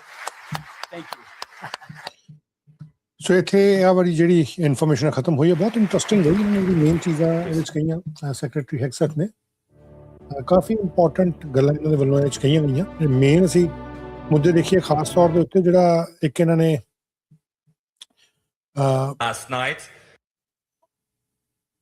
ਜਿਹੜੀ ਇਹਨਾਂ ਨੇ main ਜਿਹੜੀ ਗੱਲ ਕੀਤੀ ਇਹਦੇ 'ਚ ਜੇ focus ਦੇਖਿਆ ਚਾਈਨਾ ਨੂੰ ਇਹਨਾਂ ਨੇ ਇੱਕ ਸਿਕਿਉਰਿਟੀ ਚੈਲੰਜ ਮੰਨੇ ਇੰਡੋ ਪੈਸੀਫਿਕ ਦੇ ਵਿੱਚ ਔਰ ਇੰਡੋ ਪੈਸੀਫਿਕ ਨੂੰ ਹੀ ਸਾਧਨ ਦੇ ਵਾਸਤੇ ਇਹ ਇੱਥੇ ਬੇਸਿਕਲੀ ਆਏ ਹੋਏ ਆ ਔਰ ਤੁਸੀਂ ਦੇਖੋ ਪਹਿਲਾਂ ਮਾਰਕੋ ਰੂਬੀਓ ਦੀ ਇੱਥੇ ਵਿਜ਼ਿਟ ਹੋਣੀ ਇੰਡੀਆ ਦੇ ਵਿੱਚ ਔਰ ਉਧਰੋਂ ਹੋਰ ਜਿਹੜੀਆਂ ਗੱਲਾਂ ਚੱਲ ਰਹੀਆਂ ਬੇਸ਼ੱਕ ਜਿਸ ਤਰੀਕੇ ਨਾਲ ਮਰਜ਼ੀ ਹੈ ਈਰਾਨ ਵਾਲੀ ਡੀਲ ਅਜੇ ਨਹੀਂ ਹੋ ਰਹੀ ਜੋ ਅੱਜ ਸਵੇਰੇ ਲੱਗ ਰਿਹਾ ਸੀ ਕਿ ਬਸ ਮੌਕੇ ਤੇ ਪਈ ਹੈ ਸਵੇਰੇ ਮਿਸਟਰ ਡੋਨਲਡ ਟਰੰਪ ਦੇ ਵੱਲੋਂ ਇੱਕ ਮੈਸੇਜ ਜਿਹੜਾ ਸਵੇਰੇ ਛੱਡਿਆ ਗਿਆ ਸੀ ਔਰ ਲੱਗ ਰਿਹਾ ਸੀ ਕਿ ਬਹੁਤ ਛੇਤੀ ਜਿਹੜੀ ਡੀਲ ਹੈ ਉਹ ਹੋ ਜਾਣੀ ਹੈ ਲੇਕਿਨ ਇਹ ਦੁਪਹਿਰ ਤੱਕ ਚੀਜ਼ਾਂ ਕਲੀਅਰ ਹੋਣੀਆਂ ਸ਼ੁਰੂ ਹੋ ਗਈਆਂ ਸੀ ਕਿ ਅਜੇ ਲੱਗ ਨਹੀਂ ਰਿਹਾ ਕਿ ਡੀਲ ਹੋਏਗੀ ਲੇਕਿਨ ਇਹ ਜਿਹੜਾ ਸਿੰਗਾਪੁਰ ਦੇ ਵਿੱਚ ਇਹਨਾਂ ਨੇ ਬੋਲਿਆ ਮਿਸਟਰ ਪੀਟ ਹੈਗਸੈਥ ਨੇ ਸੈਕਟਰੀ ਆਫ ਵਾਰ ਨੇ ਜਿਹੜੇ ਡਿਫੈਂਸ ਮਿਨਿਸਟਰ ਨੇ ਇਹਨਾਂ ਦੇ ਉਹ ਕਹਿੰਦੇ ਕਿ China as primary security challenge Indo Pacific ਦੇ ਵਿੱਚ ਹੈ ਔਰ ਕਹਿੰਦੇ ਕਿ ਥ੍ਰੈਟ ਜਿਹੜਾ ਰੀਜਨਲ ਸਟੇਬਿਲਿਟੀ ਵਾਸਤੇ ਹੋਰ ਇਮੀਡੀਏਟ ਬਣਦਾ ਜਾ ਰਿਹਾ ਫਿਰ ਇਹਨਾਂ ਨੇ ਕਿਹਾ ਕਿ ਸਟਰੋਂਗ ਯੂਐਸ ਸਪੋਰਟ ਜਿਹੜੀ ਐਲਾਈਜ਼ ਤੇ ਪਾਰਟਨਰ ਵਾਸਤੇ ਬਹੁਤ ਜ਼ਰੂਰੀ ਹੈ ਨਾਲ ਦੇ ਨਾਲ ਸਾਨੂੰ ਕਮਿਟਮੈਂਟ ਚਾਹੀਦੀ ਹੈ ਰੋਬਸਟ ਮਿਲਟਰੀ ਪ੍ਰੈਜ਼ੈਂਸ ਦੀ ਇਸ ਰੀਜਨ ਦੇ ਵਿੱਚ ਫਿਰ ਇਹਨਾਂ ਨੇ ਕਿਹਾ ਕਿ ਇੰਡੋ ਪੈਸੀਫਿਕ ਦੇ ਵਿੱਚ ਲੀਡਿੰਗ ਸਿਕਿਉਰਿਟੀ ਪਾਰਟਨਰ ਹੈ ਯੂਐਸ ਕਿਉਂਕਿ ਕਹਿੰਦੇ ਅਸੀਂ ਵੀ ਪੈਸੀਫਿਕ ਕੰਟਰੀ ਹਾਂ ਕਿਉਂਕਿ ਪਿੱਛੇ ਜੇ ਵੈਸਟ ਤੋਂ ਦੇਖਿਆ ਜਾਏ ਤਾਂ ਇਹ ਪੈਸੀਫਿਕ ਇਹਨਾਂ ਦੇ ਨਾਲ ਲੱਗਦਾ ਇਹ 'ਚ ਕੋਈ ਦੋ ਰਾਏ ਨਹੀਂ ਹੈ ਔਰ ਕਹਿੰਦੇ ਜਿੱਦਾਂ ਚਾਈਨਾ ਦਾ ਮਿਲਟਰੀ ਐਕਸਪੈਂਸ਼ਨ ਹੋ ਰਿਹਾ ਪ੍ਰੈਸ਼ਰ ਤਾਈਵਾਨ ਤੇ ਵੱਧ ਰਿਹਾ ਤਾਈਵਾਨ ਦੇ ਨੂੰ ਹਥਿਆਰ ਵੇਚਣ ਨੂੰ ਲੈ ਕੇ ਜਿਹੜੇ ਸਵਾਲ ਪੁੱਛੇ ਗਏ ਉੱਥੇ ਡਿਫਰੈਂਟ ਜਿਹੜੇ ਆਰਮੀ ਦੇ ਜਾਂ ਡਿਫੈਂਸ ਦੇ ਉੱਥੇ ਆਫਿਸਰਸ ਆਏ ਹੋਏ ਸੀ ਵੱਖੋ ਵੱਖਰੇ ਮੁਲਕਾਂ ਦੇ ਜਾਂ ਜਰਨਲਿਸਟ ਆਏ ਹੋਏ ਸੀ ਉਹ 'ਚ ਤਾਈਵਾਨ ਦੇ ਮੁੱਦੇ ਤੇ ਪੁੱਛਿਆ ਗਿਆ ਸੀ ਕਿ ਕੀ ਤਾਈਵਾਨ ਨੂੰ ਹਥਿਆਰ ਜਿਹੜੇ ਵੇਚੇ ਜਾਣਗੇ ਯੂਐਸ ਦੇ ਵੱਲੋਂ ਉਹ ਕਹਿੰਦੇ ਕਿ ਉਹ ਜਿਹੜਾ ਫੈਸਲਾ ਨਾ ਉਹ ਪ੍ਰੈਜ਼ੀਡੈਂਟ ਦੇ ਹੱਥ 'ਚ ਮੇਰੇ ਹੱਥ 'ਚ ਨਹੀਂ ਹੈ ਸੋ ਕਿਉਂਕਿ ਇਹ ਡਬਲ ਪਾਲਿਸੀ ਜੀ ਹਰ ਜਗ੍ਹਾ ਯੂਐਸ ਦੀ ਜਿਹੜੀ ਕੋਸ਼ਿਸ਼ ਹੈ ਕਿ ਹਰ ਜਗ੍ਹਾ ਉਹਨੂੰ ਵੀ ਠੀਕ ਰੱਖੀਏ ਇੱਦਾਂ ਦੀਆਂ ਗੱਲਾਂ ਬਾਤਾਂ ਦੇ ਵਿੱਚ ਲੇਕਿਨ ਫਿਰ ਇਹਨਾਂ ਨੇ ਕਿਹਾ ਕਿ ਗ੍ਰੇਟਰ ਡਿਫੈਂਸ ਸਪੈਂਡਿੰਗ ਜਿਹੜੀ ਆ ਉਹ ਮਿੱਤਰ ਮੁਲਕਾਂ ਦੇ ਵੱਲੋਂ ਹੋਣੀ ਚਾਹੀਦੀ ਹੈ deterrence to any move against Taiwan ਇਹ ਵੀ ਇਹਨਾਂ ਨੇ ਕਿਹਾ ਫਿਰ ਖਾਸ ਤੌਰ ਦੇ ਉੱਤੇ ਜਿਹੜਾ ਇਹ ਸ਼ੰਗਰੀਲਾ ਦਾ ਡਾਇਲੌਗ ਸੀਗਾ ਇਹ 'ਚ ਇਹਨਾਂ ਨੇ ਜਿਹੜੀ ਇੱਕ ਮੇਜਰ ਚੀਜ਼ ਕਹੀ ਜਦੋਂ ਸਵਾਲ ਪੁੱਛਿਆ ਗਿਆ ਸਵਾਲ ਤੋਂ ਪਹਿਲਾਂ ਇਨਫੈਕਟ ਇਹਨਾਂ ਨੇ ਇੰਡੀਆ ਦੇ ਬਾਰੇ ਕਿਹਾ ਕਿ ਬੜੀ ਸਟਰੋਂਗ ਇਹਨਾਂ ਦੀ ਮਿਲਟਰੀ ਆ ਔਰ ਤੁਸੀਂ ਦੇਖੋ ਕਿ ਬਹੁਤ ਸਾਰੀਆਂ ਚੀਜ਼ਾਂ ਕਹਿੰਦੇ ਅਸੀਂ ਇੱਥੇ ਬਣਾਉਣੀਆਂ ਖਾਸ ਤੌਰ ਤੇ ਜਿਹੜੇ ਕੁਝ ਮਿਜ਼ਾਈਲਸ ਦਾ ਉਹਨਾਂ ਨੇ ਇੱਕ ਦਾ ਨਾਂ ਲਿਆ ਸੀ ਮੇਰੇ ਇੱਕਦਮ ਜ਼ਹਿਨ ਚੋਂ ਨਿਕਲ ਗਿਆ ਜੈਵਲਿਨ ਮੇਰੇ ਖਿਆਲ ਦੇ ਨਾਲ ਉਹ ਇੱਥੇ ਕਹਿੰਦੇ ਸੀ ਇੰਡੀਆ ਦੇ ਨਾਲ ਰਲ ਕੇ ਬਣਾਉਣੇ ਇੰਡੀਆ ਨੇ ਰਸ਼ੀਆ ਦੇ ਨਾਲ ਵੀ ਡੀਲ ਕੀਤੀ ਹੋਈ ਹੈ ਰਸ਼ੀਆ ਦੇ ਨਾਲ ਵੀ ਕੁਝ ਜਿਹੜੇ ਹਥਿਆਰ ਨੇ ਉਹ ਇੰਡੀਆ ਦੇ ਵਿੱਚ ਹੀ ਬਣਨਗੇ ਆਈ ਥਿੰਕ S-400 ਜਾਂ S-500 ਦੀ ਵੀ ਗੱਲ ਹੋ ਰਹੀ ਹੈ ਕੁਝ ਕੰਪੋਨੈਂਟ ਜਾਂ ਫਿਰ ਪੂਰੇ ਦਾ ਪੂਰਾ ਕੁਛ ਉਹਦੀਆਂ ਵੀ ਟੈਕਨੋਲੋਜੀਜ਼ ਜਿਹੜੀਆਂ ਉਹ ਇੱਥੇ ਬਣਨਗੀਆਂ ਇੱਦਾਂ ਹੀ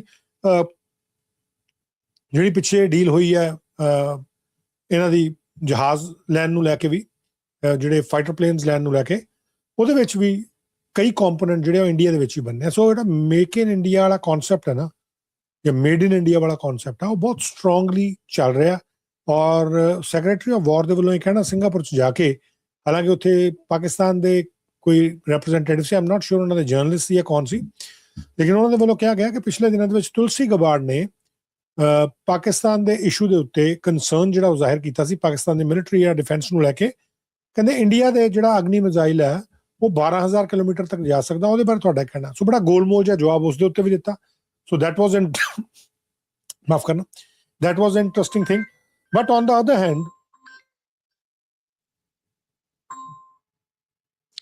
ਅਦਰ ਹੈਂਡ ਜਿਹੜਾ ਡੋਨਲਡ ਟਰੰਪ ਨੇ ਅੱਜ ਕਿਹਾ ਸੀ ਕਿ ਮੈਂ ਸਿਚੁਏਸ਼ਨਲ ਰੂਮ 'ਚ ਬੈਠਾ ਔਰ ਮੈਂ ਜਾ ਰਿਹਾ ਅਸੀਂ ਫਟਾਫਟ ਮੀਟਿੰਗ ਜਿਹੜੀ ਕਰ ਲੈਣੀ ਹੈ ਔਰ ਇਹ ਜਾਣਕਾਰੀ ਇਸ ਤਰੀਕੇ ਨਾਲ ਆ ਜਾਣੀ ਹੈ ਕੋਈ ਐਸੀ ਜਾਣਕਾਰੀ ਨਹੀਂ ਆਈ 2 ਘੰਟੇ ਉਹ ਸਿਚੁਏਸ਼ਨਲ ਮੀਟਿੰਗ ਚੱਲੀ ਹੈ 2 ਘੰਟੇ ਔਰ ਜਿੰਨੇ ਵੱਡੇ ਨਿਊਜ਼ ਅਦਾਰੇ ਆ ਉਹਨਾਂ ਦੇ ਵੱਲੋਂ ਵੀ ਇਹੀ ਖਬਰ ਜਿਹੜੀ ਲਾਈ ਜਾ ਰਹੀ ਹੈ ਇਸ ਵੇਲੇ ਕਿ ਕੋਈ ਡੀਲ ਅਨਾਉਂਸ ਨਹੀਂ ਹੋਈ ਕਿਸੇ ਕਿਸਮ ਦੀ ਕੋਈ ਡੀਲ ਜਿਹੜੀ ਹੈ ਉਹ ਡੋਨਲਡ ਟਰੰਪ ਦੇ ਵੱਲੋਂ ਅਨਾਉਂਸ ਨਹੀਂ ਹੋਈ ਮੀਟਿੰਗ ਜਿਹੜੀ ਆ ਉਹ ਉੱਦਾਂ ਹੀ ਰਹਿ ਗਈ ਜਿਵੇਂ ਕਹਿੰਦੇ ਨਾਤੀ ਧੋਤੀ ਰਹਿ ਗਈ ਤੇ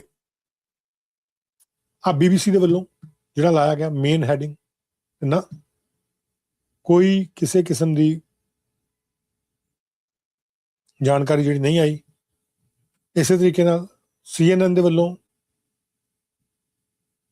ਜਿਹੜਾ ਲਾਇਆ ਗਿਆ ਹੈਡਿੰਗ, ਉਹਨਾਂ ਦੇ ਵੱਲੋਂ ਵੀ ਇਹੀ ਲਿਖਿਆ ਗਿਆ।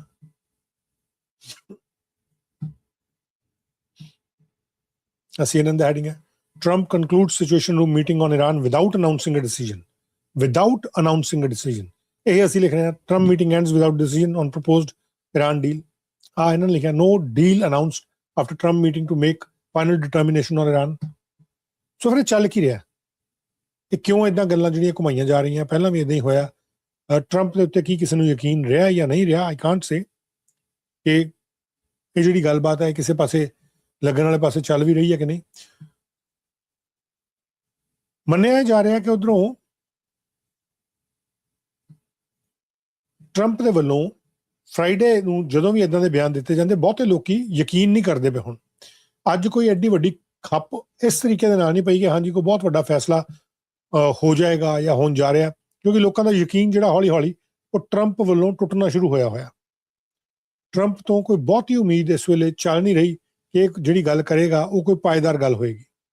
ਗੱਲ ਲੱਗ ਹੀ ਨਹੀਂ ਰਹੀ ਕੋਈ ਪਾਏਦਾਰ। ਜਿਸ ਤਰੀਕੇ ਦੀ ਉਹਦੇ ਵੱਲੋਂ ਗੱਲ ਕੀਤੀ ਜਾਂਦੀ ਹੈ ਕਿ ਮੈਂ 2 ਘੰਟੇ ਬਹਿ ਰਿਹਾ, ਅਸੀਂ ਫਾਈਨਲ ਜਿਹੜਾ ਉਹ ਕਰ ਦੇਣਾ। ਸਵੇਰੇ ਤੁਹਾਨੂੰ ਮੈਂ ਪ੍ਰੋਗਰਾਮ ਦੇ ਵਿੱਚ ਦੱਸਿਆ ਸੀ ਜਿਹੜੀ ਉੱਥੇ ਦੀਆਂ ਨਿਊਜ਼ ਏਜੰਸੀਜ਼ ਹੈ ਉਹਨਾਂ ਦੇ ਵੱਲੋਂ ਕੀ ਕਿਹਾ ਜਾ ਰਿਹਾ, ਜਿਹੜੀਆਂ ਨਿਊਜ਼ ਏਜੰਸੀਜ਼ ਆ ਉਹਨਾਂ ਵੱਲੋਂ ਕੀ ਕਿਹਾ ਜਾ ਰਿਹਾ। ਉਹਨਾਂ ਵੱਲੋਂ ਸਾਫ਼ ਤੌਰ ਤੇ ਗੱਲ ਕਹੀ ਜਾ ਰਹੀ ਹੈ। ਉਹ ਕਹਿੰਦੇ ਕਿ ਅਸੀਂ ਇਦਾਂ ਦੇ ਕਿਸੇ ਫੈਸਲੇ ਜਿਹੜੇ ਆਪਣੇ ਆਪ ਹੀ ਕਰੀ ਜਾ ਰਹੇ ਆ, ਆਪਣੇ ਆਪ ਹੀ ਕਹੀ ਜਾ ਰਹੇ ਆ, ਅਸੀਂ ਨਹੀਂ ਇਸ ਚੀਜ਼ ਨੂੰ ਮੰਨਦੇ।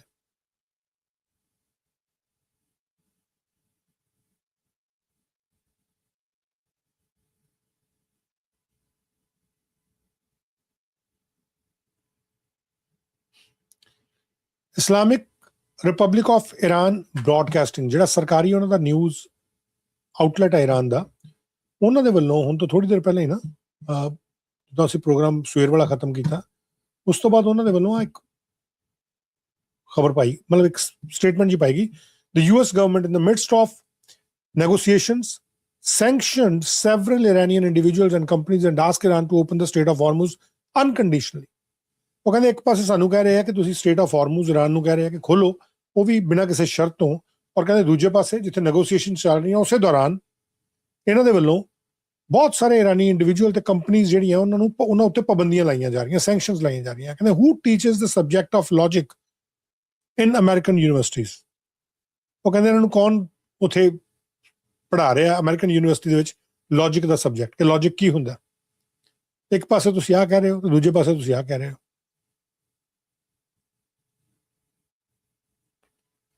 ਫਿਰ ਜਿਹੜਾ ਸਵੇਰੇ ਇਹਨਾਂ ਵੱਲੋਂ ਜਿਹੜਾ ਦੱਸਿਆ ਗਿਆ ਸੀ ਕਿ ਭਾਈ ਕੈਸ਼ਮ 에ਅਰ ਡਿਫੈਂਸ ਐਕਟੀਵੇਟ ਹੋਇਆ, ਉਹਦੇ 'ਚ ਇੱਕ ਜਾਣਕਾਰੀ ਆ ਰਹੀ ਹੈ ਕਿ ਇੱਕ ਡਰੋਨ ਜਿਹੜਾ ਉਹ ਮਾਰ ਕੇ ਸੁੱਟਿਆ ਗਿਆ। ਉਹ ਕਿਹਦਾ ਡਰੋਨ ਹੈ, ਕਿਹੜੇ ਮੁਲਕ ਦਾ, ਇਹਦੇ ਬਾਰੇ ਅਜੇ ਕੋਈ ਜਾਣਕਾਰੀ ਨਹੀਂ ਆ ਰਹੀ। ਲੇਕਿਨ ਟਰੰਪ ਦੇ ਵੱਲੋਂ ਜਾਂ ਟਰੰਪ ਦੇ ਹਵਾਲੇ ਤੋਂ ਜਿਹੜੀ ਖਬਰ ਆ ਰਹੀ ਹੈ ਕਿ ਭਾਈ ਕਿਸੇ ਕਿਸਮ ਦਾ ਕੋਈ ਵੀ ਫੈਸਲਾ, ਕੋਈ ਵੀ ਡਿਸੀਜਨ ਇਸ ਚੀਜ਼ ਦੇ ਉੱਤੇ ਨਹੀਂ ਬਣਿਆ। US ਦੀ ਸੈਂਟਰਲ ਕਮਾਂਡ ਜਿਹੜੀ ਹੈ, ਆਹ ਤਾਂ ਇਰਾਨ ਨਾਲ ਤੁਹਾਨੂੰ ਮੈਂ ਖਬਰ ਪੜ੍ਹਾਤੀ ਕਿ ਇਰਾਨ ਲੌਜਿਕ ਦੀਆਂ ਗੱਲਾਂ ਕਰ ਰਿਹਾ, ਲੇਕਿਨ US ਦੀ ਜਿਹੜੀ ਸੈਂਟਰਲ ਕਮਾਂਡ ਹੈ ਇਸ ਵੇਲੇ ਜਿਹੜੀ ਮਿਡਲ ਈਸਟ ਦੇ ਵਿੱਚ, ਉਹਨਾਂ ਵੱਲੋਂ ਆਹ ਤਸਵੀਰ ਜਾਰੀ ਕਰ ਦਿੱਤੀ ਗਈ ਹੈ। ਆ ਵੀ ਹੁਣ ਤੋਂ ਥੋੜੀ ਦੇਰ ਪਹਿਲਾਂ, 1 ਘੰਟਾ ਪਹਿਲਾਂ ਤਸਵੀਰ ਜਾਰੀ ਕੀਤੀ ਗਈ ਹੈ, ਜਿਸ 'ਚ US 에ਅਰ ਫੋਰਸ ਦਾ F-16 ਫਾਲਕਨ, ਜਿਹਨੂੰ ਕਿਹਾ ਜਾਂਦਾ ਫਾਈਟਿੰਗ ਫਾਲਕਨ, ਉਹ ਕਹਿੰਦੇ ਮਿਡਲ ਈਸਟ ਦੇ ਉੱਤੇ ਉਡਾਰੀਆਂ ਮਾਰ ਰਿਹਾ during a patrol. US forces remain present and vigilant across the region. ਇੱਕ ਦੂਜੇ ਨੂੰ ਧਮਕੀਆਂ, ਇੱਕ ਦੂਜੇ ਨੂੰ ਗੱਲਾਂ ਉਹ ਕੀਤੀਆਂ ਜਾ ਰਹੀਆਂ, ਲੇਕਿਨ ਜਿਹੜੀ ਉਹ ਗੱਲ ਲੱਗ ਰਹੀ ਸੀ ਕਿ ਭਾਈ ਕਿਸੇ ਫੈਸਲੇ ਤੇ ਪਹੁੰਚ ਜਾਣਗੇ, ਕੋਈ ਗੱਲਬਾਤ ਹੋ ਜਾਏਗੀ, ਨਾ ਕੋਈ ਜਾਣਕਾਰੀ ਕਿਸੇ ਕਿਸਮ ਦੀ ਨਹੀਂ ਆ ਰਹੀ। ਬਿਲਕੁਲ ਨਹੀਂ ਪਤਾ ਲੱਗ ਰਿਹਾ, ਬਿਲਕੁਲ ਨਹੀਂ ਸਮਝ ਆ ਰਿਹਾ ਕਿ ਗੱਲ ਹੋਈ ਕੀ ਹੈ ਜਾਂ ਕਿਸ ਪਾਸੇ ਨੂੰ ਗੱਲ ਜਾ ਰਹੀ ਹੈ। Interestingly no information at all.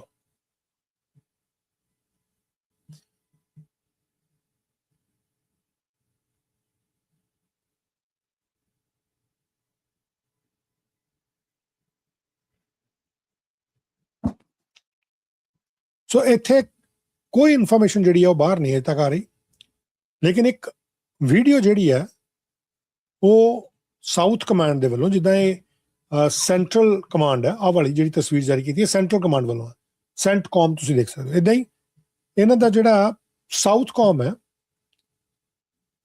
ਉਹਨਾਂ ਦੇ ਵੱਲੋਂ ਇੱਕ ਵੀਡੀਓ ਜਾਰੀ ਕੀਤੀ ਗਈ ਹੈ ਹੁਣ ਤੋਂ ਥੋੜੀ ਦੇਰ ਪਹਿਲਾਂ, ਉਹ ਕਹਿੰਦੇ ਕਿ ਅਸੀਂ ਈਸਟਰਨ ਪੈਸੀਫਿਕ ਓਸ਼ਨ ਦੇ ਵਿੱਚ ਇੱਕ ਡੈਜ਼ਿਗਨੇਟਡ ਟੈਰਰਿਸਟ ਆਰਗੇਨਾਈਜੇਸ਼ਨ ਹੈ, ਉਹਦੇ ਨਾਰਕੋ ਟੈਰਰਿਸਟ ਜਿਹੜੇ ਆ ਉਹ ਮਾਰ ਸੁੱਟੇ ਆ। ਉਹਨਾਂ ਦੇ ਵੱਲੋਂ ਇੱਕ ਵੀਡੀਓ ਜਿਹੜੀ ਹੈ ਇਸ ਮਾਮਲੇ ਦੇ ਵਿੱਚ ਜਾਰੀ ਕੀਤੀ ਗਈ ਹੈ। ਸਦਰਨ ਜਿਹੜੀ ਕਮਾਂਡ ਹੈ ਉਹਨਾਂ ਦੇ ਵੱਲੋਂ। I am going to share that information with you. Just give me 1 second. Look at this. ਆ ਦੇਖੋ, ਆਹ ਤਸਵੀਰ ਜਾਰੀ ਕੀਤੀ ਗਈ ਅਨਕਲਾਸੀਫਾਈਡ। ਥੱਲੇ ਸ਼ਿਪ ਹੈ, ਨਾਰਕੋ ਟੈਰਰਿਸਟ ਦਾ ਸ਼ਿਪ ਕਿਹਾ ਜਾ ਰਿਹਾ ਔਰ ਇਹ ਨਿਸ਼ਾਨਾ ਬਣਾਇਆ ਗਿਆ। ਇਹ ਸਾਊਥ ਕਾਮ ਦੇ ਵੱਲੋਂ, ਯਾਨੀ ਕਿ ਸਾਊਥ ਕਮਾਂਡ ਜਿਹੜਾ, ਉਹਨਾਂ ਦੇ ਵੱਲੋਂ ਇਹ ਵੀਡੀਓ ਜਿਹੜੀ ਹੈ ਉਹ ਜਾਰੀ ਕੀਤੀ ਗਈ ਹੈ। ਇਹ ਕਿੱਥੋਂ ਦੀ ਹੈ ਮੈਂ ਤੁਹਾਨੂੰ ਦੱਸ ਦਿੰਦਾ। ਇਹ ਦੱਸਿਆ ਜਾ ਰਿਹਾ ਕਿ ਸਾਊਥ ਕਾਮ ਦੇ ਕਮਾਂਡਰ ਨੇ general Francis L Donovan, joint task force southern spear ਦੇ। ਇਹਨਾਂ ਨੇ ਈਸਟਰਨ ਪੈਸੀਫਿਕ ਓਸ਼ਨ ਦੇ ਵਿੱਚ ਇਹ ਜਿਹੜਾ ਇੱਕ ਵੈਸਲ ਸੀ, ਬੋਟ ਸੀ, ਜਿਹੜੀ ਕਿ ਆਪਰੇਟ ਕੀਤੀ ਜਾ ਰਹੀ ਸੀ। ਇਹਨਾਂ ਦੇ ਵੱਲੋਂ ਕਿਹਾ ਜਾ ਰਿਹਾ ਇੱਕ ਡੈਜ਼ਿਗਨੇਟਡ ਟੈਰਰਿਸਟ ਆਰਗੇਨਾਈਜੇਸ਼ਨ ਦੀ। ਕਹਿੰਦੇ ਕਿ ਉਹ ਜਿਹੜੀ ਨਾਰਕੋ ਟ੍ਰੈਫਿਕਿੰਗ ਰਾਊਟ ਸੀ, ਉਹ ਤੇ 3 ਨਾਰਕੋ ਟੈਰਰਿਸਟ ਮਾਰ ਸੁੱਟੇ ਗਏ, ਉਹਨਾਂ ਨੂੰ ਮਾਰ ਦਿੱਤਾ ਗਿਆ। ਇਹ ਜਾਣਕਾਰੀ ਜਿਹੜੀ ਹੈ ਉਹ ਆ ਰਹੀ ਹੈ। ਥੋੜੀ ਜਿਹੀ ਗੱਲ, ਜੇਕਰ ਤੁਸੀਂ ਚਾਹੁੰਦੇ ਹੋ ਕਿ ਆਪਣੇ ਕੋਲ ਸਮਾਂ ਥੋੜਾ ਹੈਗਾ, ਪੰਜਾਬ ਦੀ ਸਿਆਸਤ ਬਾਰੇ ਗੱਲ ਕਰ ਲੈਂਦੇ ਹਾਂ। We going to talk about Punjab politics. Punjab politics ਦੇ ਵਿੱਚ ਆਮ ਆਦਮੀ ਪਾਰਟੀ ਨੇ ਵਾਹਵਾ ਚੰਗਾ ਪ੍ਰੋਟੈਸਟ ਜਿਹੜਾ ਕੀਤਾ, ਮਾਫ ਕਰਨਾ, ਵਾਹਵਾ ਚੰਗਾ ਪਰਫਾਰਮ ਜਿਹੜਾ ਕੀਤਾ ਸਿਵਿਕ ਇਲੈਕਸ਼ਨਸ ਦੇ ਵਿੱਚ, ਔਰ ਇੱਕ ਵੱਡਾ ਜਿਹੜਾ ਹੁੰਜਾ ਫਿਰ ਜਿੱਤ ਜਿਹਨੂੰ ਕਿਹਾ ਜਾਂਦਾ ਨਾ, ਉਹ ਇਹਨਾਂ ਵੱਲੋਂ ਕੀਤੀ ਗਈ ਹੈ। ਔਰ ਕਈ ਥਾਵਾਂ ਦੇ ਉੱਤੇ ਬੜੀਆਂ ਇੰਟਰਸਟਿੰਗ ਚੀਜ਼ਾਂ ਜਿਹੜੀਆਂ ਉਹ ਸਾਹਮਣੇ ਆਈਆਂ।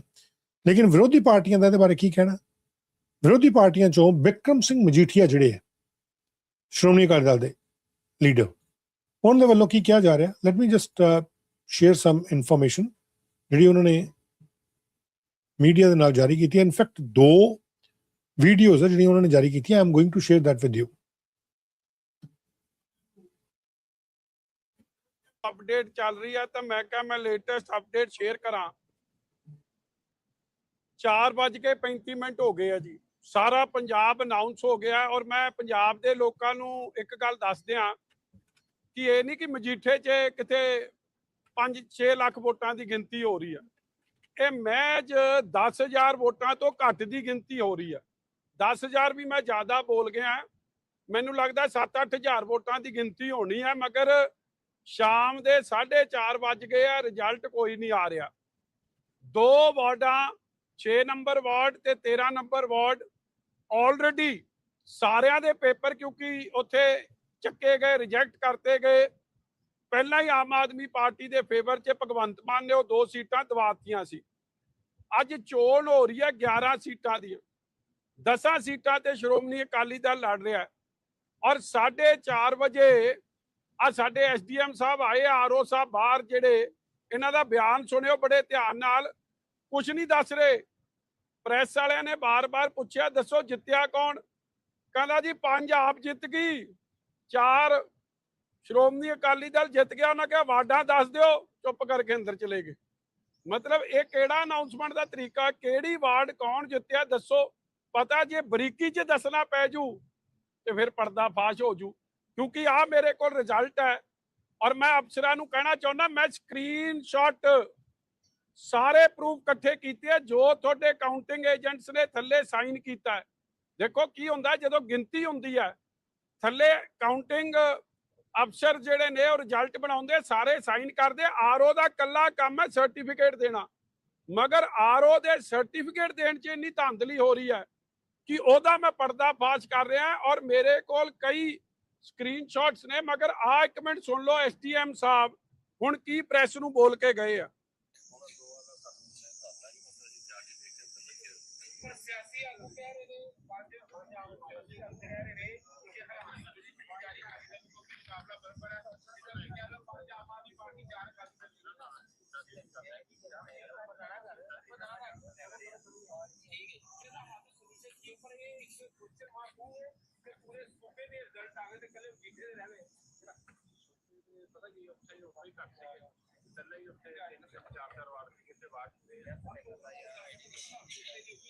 ਇੱਕ ਪੱਤਰਕਾਰ ਹੈ ਸਾਡੇ ਅੰਮ੍ਰਿਤਸਰ ਦਾ ਸੁਮਿਤ, ਮੈਨੂੰ ਲੱਗਦਾ ਉਹਨੇ ਪੁੱਛਿਆ ਕਿ ਸਾਰੇ ਪੰਜਾਬ ਦਾ ਤਾਂ ਰਿਜ਼ਲਟ ਆ ਗਿਆ, ਬਹਾਨਾ ਵੇਖੋ ਕੀ ਮਾਰਿਆ।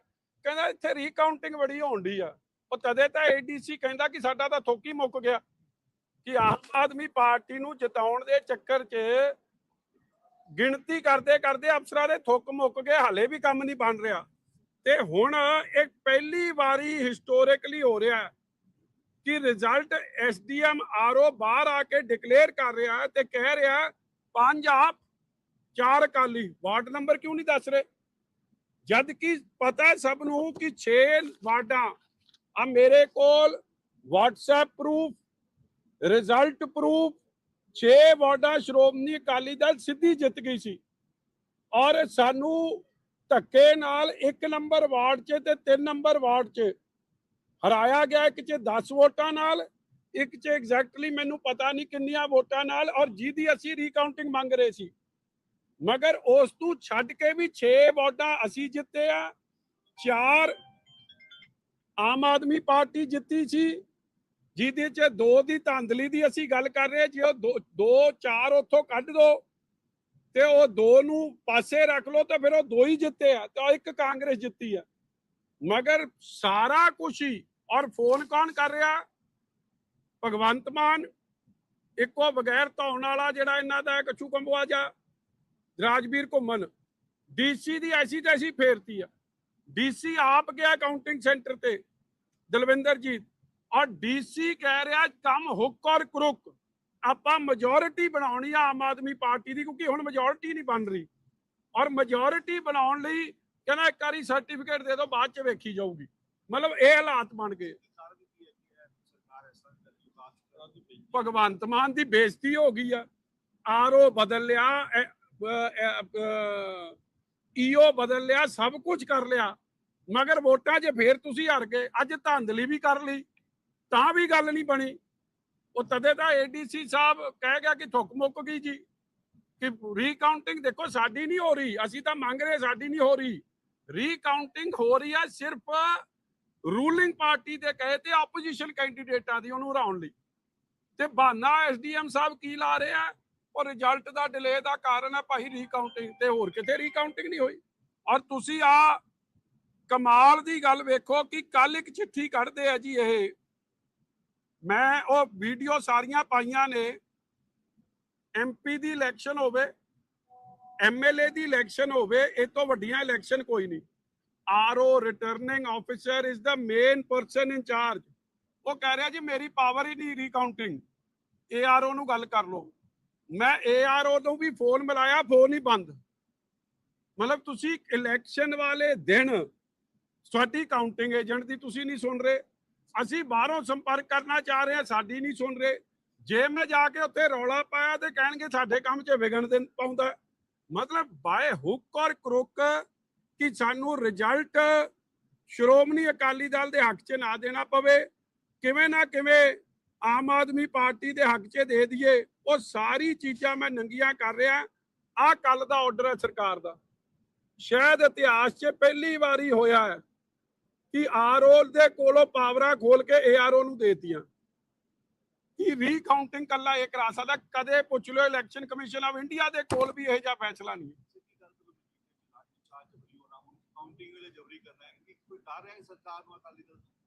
ਭਗਵੰਤ ਮਾਨ ਉਹ ਜਿਹੜਾ ਕਿ ਇਹਨਾਂ ਦਾ ਹੈ ਨਾ ਬੰਦਾ, ਉਹ ਵਿਚਾਰਾ ਕਦੇ ਆਪ ਕਾਉਂਸਲਰ ਨਹੀਂ ਬਣਿਆ ਜਿਹਨੂੰ ਇਹਨਾਂ ਨੇ ਇੰਚਾਰਜ ਲਾਇਆ।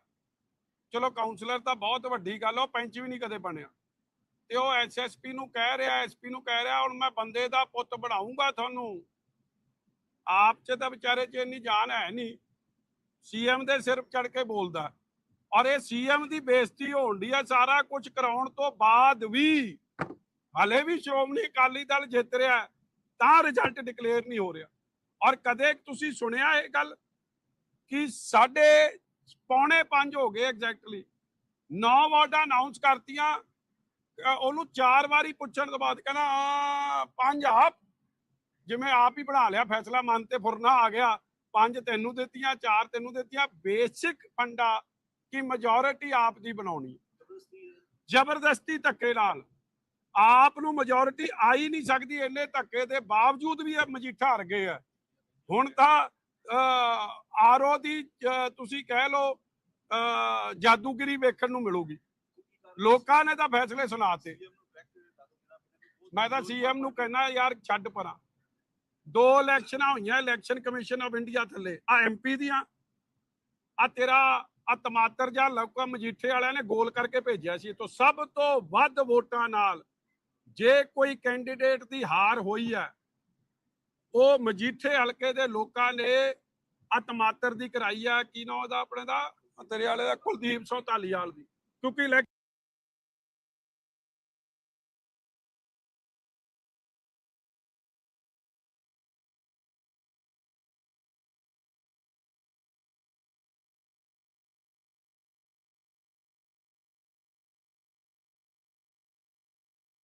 ਛੇ ਜਿੱਤ ਗਏ ਆ, 4 ਜਿੱਤੀ ਆ ਧੱਕੇ ਨਾਲ। ਉਹਦੀ ਕਾਂਗਰਸ ਦੀ ਇੱਕ ਸੀਟ ਜਿੱਤੇ ਸੀ ਉਹ ਵਿਚਾਰੇ 7 ਨੰਬਰ ਵਾਰਡ, ਉਹ ਵੀ ਖੋਲ ਲਈ ਉਹਨਾਂ ਨੇ, ਉਹ ਆਪ ਨੂੰ ਦੇਤੀ। ਜਦ ਕਿ ਜਿੱਤਿਆ ਉਹ ਜ਼ਰੂਰ ਸੀ 7 ਨੰਬਰ ਵਾਰਡ ਤੋਂ ਸੋਨਾ ਜਿਹੜਾ ਮੈਡੀਕਲ ਵਾਲਾ ਉਹ ਜਿੱਤਿਆ ਸੀਗਾ, ਉਹ ਕੈਂਸਲ ਕਰਤੀ, ਉਹਦੀ ਕੈਂਸਲ ਕਰਤੀ। 6 ਆਪਾਂ ਜਿੱਤ ਗਏ ਤੇ 5 ਅੱਜ ਆਮ ਆਦਮੀ ਪਾਰਟੀ ਨੂੰ ਜਿੱਤੀ। ਇਲੈਕਸ਼ਨ ਜਿੱਤੇ ਹੋਈ ਹੈ, ਜਿਹੜੀਆਂ ਧੱਕੇ ਨਾਲ 2 ਕਾਗਜ਼ ਉਡਾ ਕੇ ਕਰਤੇ ਉਹ ਤੁਹਾਡਾ। ਇਸ ਲਈ ਤੁਹਾਡੀ ਲੋਕਾਂ ਦੀ ਜਿੱਤ ਹੈ ਜੀ, ਗੁਰੂ ਸਾਹਿਬ ਦੀ ਅਪਾਰ ਬਖਸ਼ਿਸ਼ ਹੈ। ਅਸਲ ਜਿੱਤ ਅੱਜ ਆਪਣੀ 8 ਵਾਰਡਾਂ ਦੀ ਸੀ।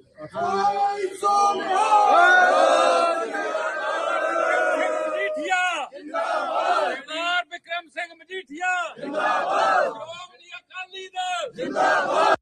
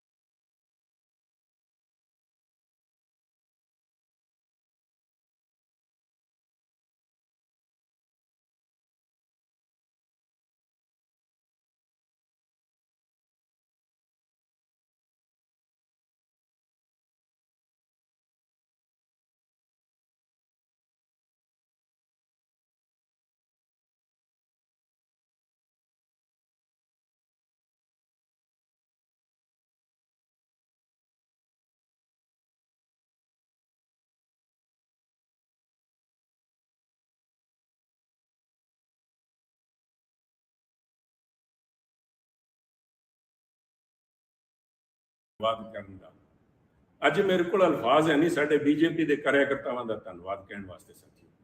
ਜਿਹੜਾ ਨਤੀਜਾ ਅਬੋਰ ਕਾਰਪੋਰੇਸ਼ਨ ਦੇ ਅੱਜ ਜਿਹੜੇ ਰਿਜ਼ਲਟ ਆਏ ਹੈ ਤੇ ਜਿਨ੍ਹਾਂ ਹਾਲਾਤਾਂ ਦੇ ਵਿੱਚ ਆਏ, ਅੱਜ ਜਦੋਂ ਪੰਜਾਬ ਦੇ ਅੰਦਰ ਗੁੰਡਾਗਰਦੀ ਦੀ ਅਫਰਾ ਤਫਰੀ, ਖੋਹਾਂ ਫਿਰੌਤੀਆਂ ਤੇ ਜਿੱਥੇ ਮਾਫੀਆ ਰਾਜ ਚੱਲ ਰਿਹਾ, ਉਸ ਹਨੇਰੇ ਦੇ ਵਿੱਚ ਵੀ ਤੁਸੀਂ ਆ ਨਤੀਜਾ ਦਿੱਤਾ, ਇੱਕ ਇਤਿਹਾਸਿਕ ਤੁਸੀਂ ਆ ਫਤਵਾ ਜਿਹੜਾ ਦਿੱਤਾ ਸਾਥੀਓ। ਤੇ ਵੈਸੇ ਤਾਂ ਸਾਥੀਓ ਤੁਸੀਂ ਯਾਦ ਕਰੋ, ਸਾਡੇ ਅਬੋਹਰ ਵਾਲੇ ਲੋਕਾਂ ਦੀ ਇੱਕ ਫਿਤਰਤ ਹੈ, ਅਸੀਂ ਧੱਕੇ ਤੇ ਜ਼ਬਰ ਦੇ ਖਿਲਾਫ ਤੇ ਇਸ ਕਿਸਮ ਦੇ ਜਿਹੜੇ ਲੋਕਾਂ ਨੂੰ ਗੁੰਮਰਾਹ ਕਰਨ ਜਿਹੜੀਆਂ ਹਨੇਰੀਆਂ ਚੱਲਦੀਆਂ ਦੇ ਖਿਲਾਫ ਹਮੇਸ਼ਾ ਅਬੋਹਰ ਨੇ ਡਟ ਕੇ ਕਹਿੰਦਾ ਜੋ ਅੰਧੇਰੀਆਂ ਚਲੀ क्यों तो ये दिया भी जलाया हमने। तो यह दिया तुसी जगाया साथियों 2022 के अंदर, वो दिया अंधेरियां जोर से चली तो दिया भी खूब जला। वो दिया जिहड़ा तुसी बालिया सीगा 2022 के अंदर साथियों संदीप जाखड़ के रूप दे विच, मैं समझदा अज इस गल का सबूत है कि उस दिए की रोशनी के नाल जे संदीप जाखड़ ने अबोहर के आभा दे विच इजाफा किया है, अज अबोहर का रूप होर निखारिया है, तुसी फतवा दिता है। इस गल का सुनेहा सारे पंजाब च जाऊगा, सारे पंजाब के लोगों को दसदा है भी लोग अबोहर के जिहड़े लोग है बड़े सूझबूझवान वाले लोग है तो वह काम की कदर करना जानते साथियों।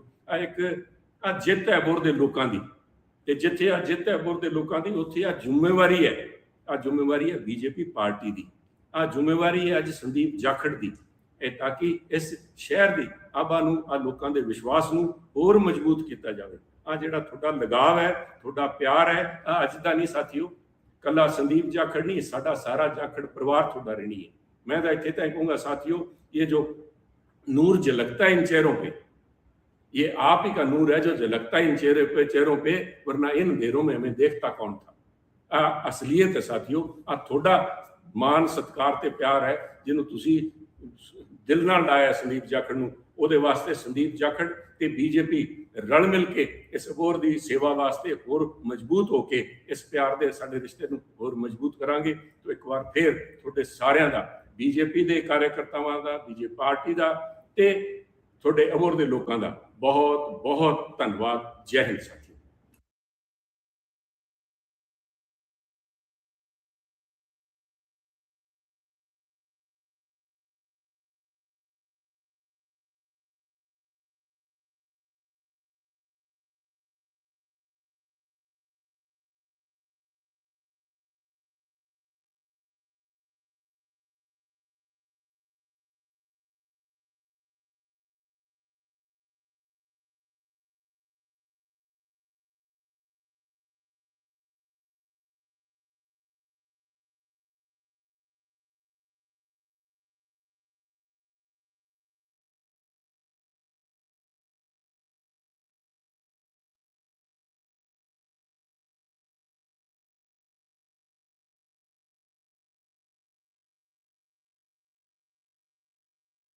खड़गे साहब के घर के बाहर खड़े होंगे और इसे करके मैं मुकम्मल इन्फॉर्मेशन लैके और तैयारी दे नाल आया।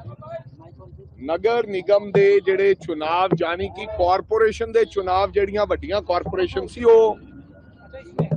पटियाला, लुधियाना, अमृतसर, जलंधर पहला वो हो चुकियां सन और उन्हां विच साडी जिहड़ी परफॉर्मेंस है वो बहुत काबिले तारीफ रही सी। हुण मैं दसना चाहना है इस वारी जिहड़ियां C category, B category, A category 1977 वोटां ते चुनाव टोटल सीटां सन,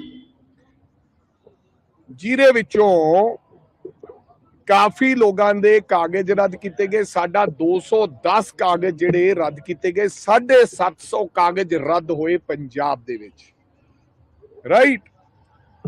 और हुण तक 1410 जिहड़े डिक्लेयर नतीजे आ चुके हैं पंजाब दे विच। 1410 1917 च आप लेके गई आ 595 सीटां और जड़ियां 80 अनपोज्ड जित लियां, यानी कि 595 ते 80 वो सीटां जिथे बिना मुकाबले कागज रद्द करके कैंडीडेट्स दे जड़ियां अनपोज्ड डिक्लेयर करा दियां, वो 80 सीटां जितियां केवल 595।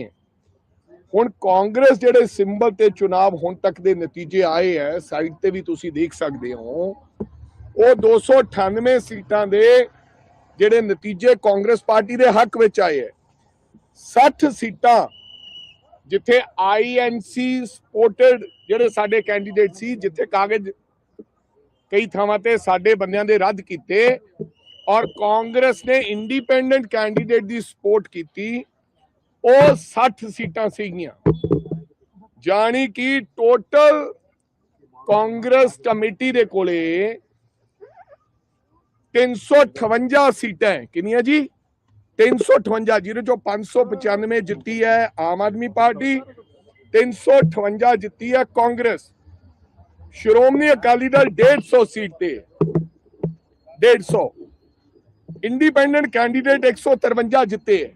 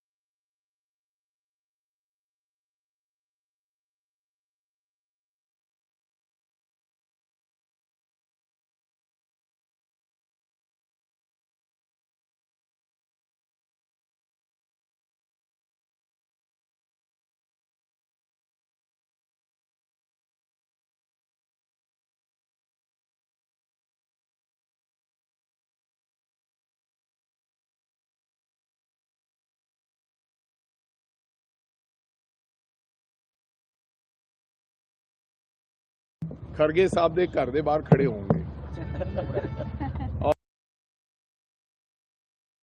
आज बैठक हुई, बड़ी लंबी चली, क्या आप लोगों ने तय किया? करो यार, पंजाब के हमारे सारे स्टेट लीडर, हमारे राष्ट्रीय अध्यक्ष खड़गे जी, माइक नीचे कर लो यार, हमारे एलओपी राहुल जी और कृषि वेणुगोपाल जी के साथ बैठक हुई और बहुत विस्तार से चर्चा हुई, क्योंकि अब पंजाब के चुनाव हैं, चंद महीने रह गए हैं और रणनीतिक मामलों में विस्तार से चर्चा की गई है कि हम लोगों को एकजुट होकर पंजाब की जनता के बीच में जाना है और पंजाब बहुत ही महत्वपूर्ण प्रदेश है और कांग्रेस के लिए भी बहुत महत्वपूर्ण है, देश के लिए भी। और इस प्रदेश में हमें जीतने के लिए जो जो कदम उठाने हैं, खड़गे साहब और राहुल जी और वेणुगोपाल जी ने हम सबको निर्देश भी दिए हैं और बहुत जल्दी कार्यक्रम बना के हम लोग मैदान में उतरेंगे। एक बार फिर नेतृत्व परिवर्तन को लेकर लगातार सवाल उठ रहे हैं कि पंजाब का नेतृत्व परिवर्तन हो रहा है, क्या उसमें सच्चाई है, क्या पार्टी सोच रही है? यही जगह है और 4 महीने पहले कृषि वेणुगोपाल जी ने स्पष्ट कर दिया, उसके बाद उसको दोहराने की जरूरत नहीं है। आज हम लोग पंजाब के चुनाव में हम लोगों को जाना है और सबको एकजुट होकर जाना है। भगवंत मान के सरकार के जो भ्रष्टाचार है, जो कानून की व्यवस्था खराब करके रखा है और केंद्र की सरकार जिस प्रकार से रवैया है और जिसका नुकसान पूरे पंजाब को हो रहा है, उन सारे मुद्दों को लेकर हम जनता के बीच में। सर, निकाय चुनाव के नतीजे आए हैं, कांग्रेस अपने प्रदर्शन से कितना खुश है? देखिए, पंजाब के जो रिजल्ट है, नगरीय निकाय चुनाव में अक्सर यही होता है कि जो सत्ताधारी दल है उनके पक्ष में रिजल्ट आते हैं, लेकिन फिर भी हमारे साथियों ने काफ़ी अच्छा संघर्ष किया। आम आदमी पार्टी की सरकार ने सत्ता का दुरुपयोग किया, गुंडागर्दी भी की, बहुत सारे जो नामांकन है उसे रद्द भी किए। उसके बावजूद भी हमारे जो कार्यकर्ता हैं उन्होंने काफ़ी अच्छा संघर्ष किया। प्रताप सिंह बाजवा बैठक शुरू होने के 15-20 मिनट बाद ही निकल के चले गए, क्या वो नाराज हैं या किसी काम से चले गए? मतलब क्योंकि ये कहा जा रहा है कि अभी भी कुछ लोग और लीडरशिप में ही, पंजाब की लीडरशिप में ये चाह रहे हैं कि ਜਿਹੜੀ ਮੈਂ ਮੇਰੇ ਖਿਆਲ ਮਾਈਕ ਨਹੀਂ ਸੀ ਮੇਰਾ ਚੱਲ ਰਿਹਾ, ਆਮ ਐਕਸਟ੍ਰੀਮਲੀ ਸੌਰੀ ਫॉर दैट। ਲੇਕਿਨ ਜਿਹੜੀ ਮੈਂ ਗੱਲ ਕਰ ਰਿਹਾ ਸੀ ਕਿ ਆਮ ਆਦਮੀ ਪਾਰਟੀ ਨੇ ਚੰਗਾ ਜਿਹੜਾ ਕੰਮ ਕੀਤਾ। ਟੋਟਲ ਜੇ ਅਸੀਂ ਗੱਲ ਕਰੀਏ, once again just to let you know, 1977 ਜਿਹੜੇ ਵਾਰਡਸ ਨੇ ਉਹਨਾਂ ਦੇ ਵਿੱਚੋਂ 925 ਦੇ ਵਿੱਚ ਜਿਹੜੀ ਜਿੱਤ ਹੈ ਉਹ ਆਮ ਆਦਮੀ ਪਾਰਟੀ ਦੀ ਹੋਈ ਹੈ, 373 ਦੇ ਵਿੱਚ ਕਾਂਗਰਸ ਦੀ ਹੋਈ ਹੈ, ਸ਼੍ਰੋਮਣੀ ਅਕਾਲੀ ਦਲ 178 ਦੇ ਵਿੱਚ ਰਹੀ ਹੈ, ਭਾਜਪਾ 167 ਵਾਰਡਸ ਦੇ ਵਿੱਚ ਅੱਗੇ ਰਹੀ ਹੈ ਔਰ ਇੰਡੀਪੈਂਡੈਂਟ ਜਿਹੜੇ 255 ਵਾਰਡ ਜਿਹੜੇ ਆ ਉਹਨਾਂ ਦੇ ਵਿੱਚ ਜੇਤੂ ਰਹੇ ਆ। ਔਰ ਇਸੇ ਤਰੀਕੇ ਨਾਲ ਜੇ ਅਸੀਂ ਇਹਨੂੰ ਦੇਖਦੇ ਹਾਂ ਕਿ ਕਾਰਪੋਰੇਸ਼ਨਸ ਦੇ ਹਿਸਾਬ ਨਾਲ ਔਰ ਮਿਊਨਿਸਪਲ ਕਾਉਂਸਲ ਔਰ ਨਗਰ ਪੰਚਾਇਤਾਂ ਦੇ ਹਿਸਾਬ ਦੇ ਨਾਲ, ਤਾਂ ਇਹਦੇ 'ਚ 8 ਜਿਹੜੀਆਂ ਕਾਰਪੋਰੇਸ਼ਨਸ ਨੇ ਉਹਨਾਂ 'ਚੋਂ 5 ਦੇ ਵਿੱਚ ਹੁਣ ਆਮ ਆਦਮੀ ਪਾਰਟੀ ਦਾ ਕਬਜ਼ਾ, ਬਰਨਾਲਾ, ਮੋਹਾਲੀ, ਮੋਗਾ, ਬਠਿੰਡਾ, ਬਟਾਲਾ। ਕਾਂਗਰਸ ਨੂੰ ਕਪੂਰਥਲਾ ਜਿਹੜੀ ਕਾਰਪੋਰੇਸ਼ਨ ਉੱਥੇ ਮਿਲੀ ਹੈ ਸਫਲਤਾ, ਕਾਰਪੋਰੇਸ਼ਨ ਦੀ ਅਸੀਂ ਗੱਲ ਕਰ ਰਹੇ ਹਾਂ। ਭਾਜਪਾ ਨੂੰ ਪਠਾਨਕੋਟ ਤੇ ਅਬੋਹਰ, ਪਠਾਨਕੋਟ ਅਸ਼ਵਨੀ ਸ਼ਰਮਾ ਸਟਰੋਂਗ ਕੈਂਡੀਡੇਟ, ਅਬੋਹਰ ਦੇ ਵਿੱਚ ਸੁਨੀਲ ਜਾਖੜ, ਤੁਸੀਂ ਖੁਦ ਸੁਣੀ ਉਹਨਾਂ ਦੀ ਗੱਲਬਾਤ ਸੁਨੀਲ ਜਾਖੜ ਦੀ, ਕਿ ਉਹ ਸਟਰੋਂਗ ਮਤਲਬ ਕੈਂਡੀਡੇਟ ਨਹੀਂ, ਮਤਲਬ ਉਹਨਾਂ ਦੇ ਕੈਂਡੀਡੇਟ ਜਾਂ ਉਹਨਾਂ ਦੀ ਸਪੋਰਟ ਉੱਥੇ, ਉਹਨਾਂ ਦਾ ਜਿਹੜਾ ਅਜੇ ਵੀ ਦਬਦਬਾ ਪੂਰਾ ਉੱਥੇ ਸਟਰੋਂਗ ਹੈ। ਜਿਹੜੀਆਂ ਮਿਊਨਿਸਪਲ ਕਾਉਂਸਲ ਦੇ ਵਿੱਚ ਵੀ 75 ਮਿਊਨਿਸਪਲ ਕਾਉਂਸਲ ਦੇ ਵਿੱਚੋਂ 40 ਦੇ ਵਿੱਚ ਆਮ ਆਦਮੀ ਪਾਰਟੀ ਨੇ ਜਿੱਤ ਹਾਸਲ ਕੀਤੀ ਹੈ, 18 ਦੇ ਵਿੱਚ ਕਾਂਗਰਸ, 10 ਦੇ ਵਿੱਚ ਸ਼੍ਰੋਮਣੀ ਅਕਾਲੀ ਦਲ, ਬੀਜੇਪੀ 4 ਤੇ 3 ਜਿਹੜੇ ਆ ਇੰਡੀਪੈਂਡੈਂਟ। ਇਸੇ ਤਰੀਕੇ ਨਾਲ ਨਗਰ ਪੰਚਾਇਤਾਂ ਦੀ ਗੱਲ ਕਰੀਏ, ਉਹਨਾਂ ਦੇ ਵਿੱਚ ਵੀ 20 ਦੇ ਵਿੱਚ ਇਹ ਇਲੈਕਸ਼ਨ ਹੋਏ ਸੀ, 20 ਨਗਰ ਪੰਚਾਇਤਾਂ 'ਚ 11 ਦੇ ਵਿੱਚ ਆਮ ਆਦਮੀ ਪਾਰਟੀ ਨੇ ਜਿੱਤ ਹਾਸਲ ਕੀਤੀ ਹੈ, 5 ਦੇ ਵਿੱਚ ਕਾਂਗਰਸ, 2 ਤੇ ਸ਼੍ਰੋਮਣੀ ਅਕਾਲੀ ਦਲ, 1 ਭਾਰਤੀ ਜਨਤਾ ਪਾਰਟੀ ਤੇ 1 ਹੀ ਜਿਹੜੀ ਹੈ ਉਹ ਇੰਡੀਪੈਂਡੈਂਟ ਦੇ ਖਾਤੇ 'ਚ ਆਈ ਹੈ। ਸੋ ਕੁੱਲ ਮਿਲਾ ਕੇ ਜਿਹੜੀਆਂ ਇਹ ਮਿਊਨਿਸਪਲ ਕਾਉਂਸਲ ਜਾਂ ਮਿਊਨਿਸਪਲ ਕਾਰਪੋਰੇਸ਼ਨ ਦੀ ਜੇ ਤੁਸੀਂ ਗੱਲ ਕਰਦੇ ਹਾਂ, 104 ਦੇ ਵਿੱਚੋਂ 56 ਦੇ ਵਿੱਚ ਆਮ ਆਦਮੀ ਪਾਰਟੀ ਦੀ ਜਿੱਤ ਹਾਸਲ ਹੋਈ ਹੈ, ਕਾਂਗਰਸ 24, ਸ਼੍ਰੋਮਣੀ ਅਕਾਲੀ ਦਲ 12 ਤੇ ਬੀਜੇਪੀ 6 ਦੇ ਵਿੱਚ ਸਿਮਟ ਕੇ ਰਹਿ ਗਈ। ਅਜੇ ਬਹੁਤ ਕੰਮ ਕਰਨ ਦੀ ਜ਼ਰੂਰਤ ਹੈ। ਦੇਖਦੇ ਹਾਂ ਕਿ ਨਵੇਂ ਪ੍ਰੈਜ਼ੀਡੈਂਟ ਕਿਸ ਤਰੀਕੇ ਨਾਲ ਕੰਮ ਕਰਨਗੇ ਔਰ ਕੀ ਉਹਨਾਂ ਦੇ ਵੱਲੋਂ ਗੱਲਬਾਤ ਜਿਹੜੀ ਉਹ ਕੀਤੀ ਜਾਏਗੀ। ਸੋ ਕੁਝ ਜਾਣਕਾਰੀ ਹਾਸਲ। ਪ੍ਰੋਗਰਾਮ ਦੇ ਬਾਰੇ ਮੈਂ ਦੱਸ ਦਿਆਂ ਕਿ ਮੰਡੇ ਤੋਂ ਪ੍ਰੋਗਰਾਮ ਜਿਹੜਾ ਚੇਂਜ ਹੋ ਜਾਏਗਾ ਔਰ ਮੰਡੇ ਤੋਂ ਪ੍ਰੋਗਰਾਮਿੰਗ ਜਿਹੜੀ ਉਹ ਨਾਲ ਮੈਂ ਲਿਖ ਕੇ ਵੀ ਲਾ ਦੂੰਗਾ। ਇਹ ਕੁਝ ਇਨਫੋਰਮੇਸ਼ਨ ਮੈਂ ਆਪਣੇ ਸੋਸ਼ਲ ਮੀਡੀਆ ਦੇ ਪੇजेस ਦੇ ਉੱਤੇ ਪਾ ਵੀ ਦਊਂਗਾ ਕਿ ਪ੍ਰੋਗਰਾਮਿੰਗ ਜਿਹੜੀ ਚੇਂਜ ਹੋ ਰਹੀ ਹੈ, ਕਿਸ ਤਰੀਕੇ ਨਾਲ ਚੇਂਜ ਹੋ ਰਹੀ ਹੈ ਔਰ ਕੀ ਕਹਾਣੀ ਹੈ। ਸਾਰੀ ਇਨਫੋਰਮੇਸ਼ਨ ਜਿਹੜੀ ਨਾਲ ਦੇ ਨਾਲ ਦੇ ਦਿਆਂਗੇ। ਔਰ ਤੁਸੀਂ ਵੀ ਜੇਕਰ ਸ਼ਾਮਿਲ ਹੋਣਾ ਚਾਹੋ ਤਾਂ ਪਲੀਜ਼ ਰਿਕੁਐਸਟ ਕਿ ਤੁਸੀਂ ਆਪਣਾ ਮੈਸੇਜ ਜਿਹੜਾ ਉਹ ਮੈਸੇਜ ਬਾਕਸ ਦੇ ਵਿੱਚ ਪਾ ਦਿਆ ਕਰੋ ਤਾਂ ਕਿ ਤੁਹਾਡੇ ਨਾਲ ਸੰਪਰਕ ਜਿਹੜਾ ਉਹ ਕੀਤਾ ਜਾ ਸਕੇ। ਸੋ ਤੁਹਾਡੇ ਕੋਲ ਇੱਥੇ ਹੀ ਇਜਾਜ਼ਤ ਲੈ ਲੈਣੀ ਹੈ ਕਿਉਂਕਿ 2 ਘੰਟੇ ਹੋ ਗਏ ਪ੍ਰੋਗਰਾਮ ਦੇ, ਔਰ ਕੱਲ ਸਵੇਰੇ ਤੁਹਾਡੇ ਨਾਲ ਫਿਰ ਮੁਲਾਕਾਤ ਹੋਏਗੀ। ਵੀਕਐਂਡ ਦੇ ਉੱਤੇ ਕੇਵਲ ਇੱਕ ਹੀ ਪ੍ਰੋਗਰਾਮ ਹੁੰਦਾ ਮਾਰਨਿੰਗ ਦਾ, ਔਰ ਉਹਦੇ ਵਿੱਚ ਹੀ ਤੁਹਾਡੇ ਨਾਲ ਗੱਲਬਾਤ ਹੋਏਗੀ। ਔਰ ਕੋਸ਼ਿਸ਼ ਕਰਾਂਗਾ ਕਿ ਜਿਹੜੀਆਂ ਹੋਰ ਕੁਝ ਇਨਫੋਰਮੇਸ਼ਨਸ, ਇੰਪੋਰਟੈਂਟ ਇਨਫੋਰਮੇਸ਼ਨ ਜਿਹੜੀਆਂ ਆ ਰਹੀਆਂ ਉਹ ਇਕੱਠੀਆਂ ਕਰਕੇ ਕ੍ਰਿਸਪ ਜਿਹਾ ਪ੍ਰੋਗਰਾਮ ਤੁਹਾਡੇ ਨਾਲ ਸਾਂਝਾ ਕੀਤਾ ਜਾਏ। ਔਰ ਸੋਮਵਾਰ ਤੋਂ ਪ੍ਰੋਗਰਾਮਿੰਗ ਚੇਂਜ ਹੋਏਗੀ, ਉਹਦੇ ਬਾਰੇ ਮੈਂ ਨਾਲ ਦੇ ਨਾਲ ਜਾਣਕਾਰੀ ਜਿਹੜੀ ਆ ਉਹ ਜ਼ਰੂਰ ਦੇ ਦਿਆਂਗਾ। But my humble request to all of you, whether you are watching it over YouTube, X, Facebook or Instagram, please like, share and subscribe News Derby. Thank you so much.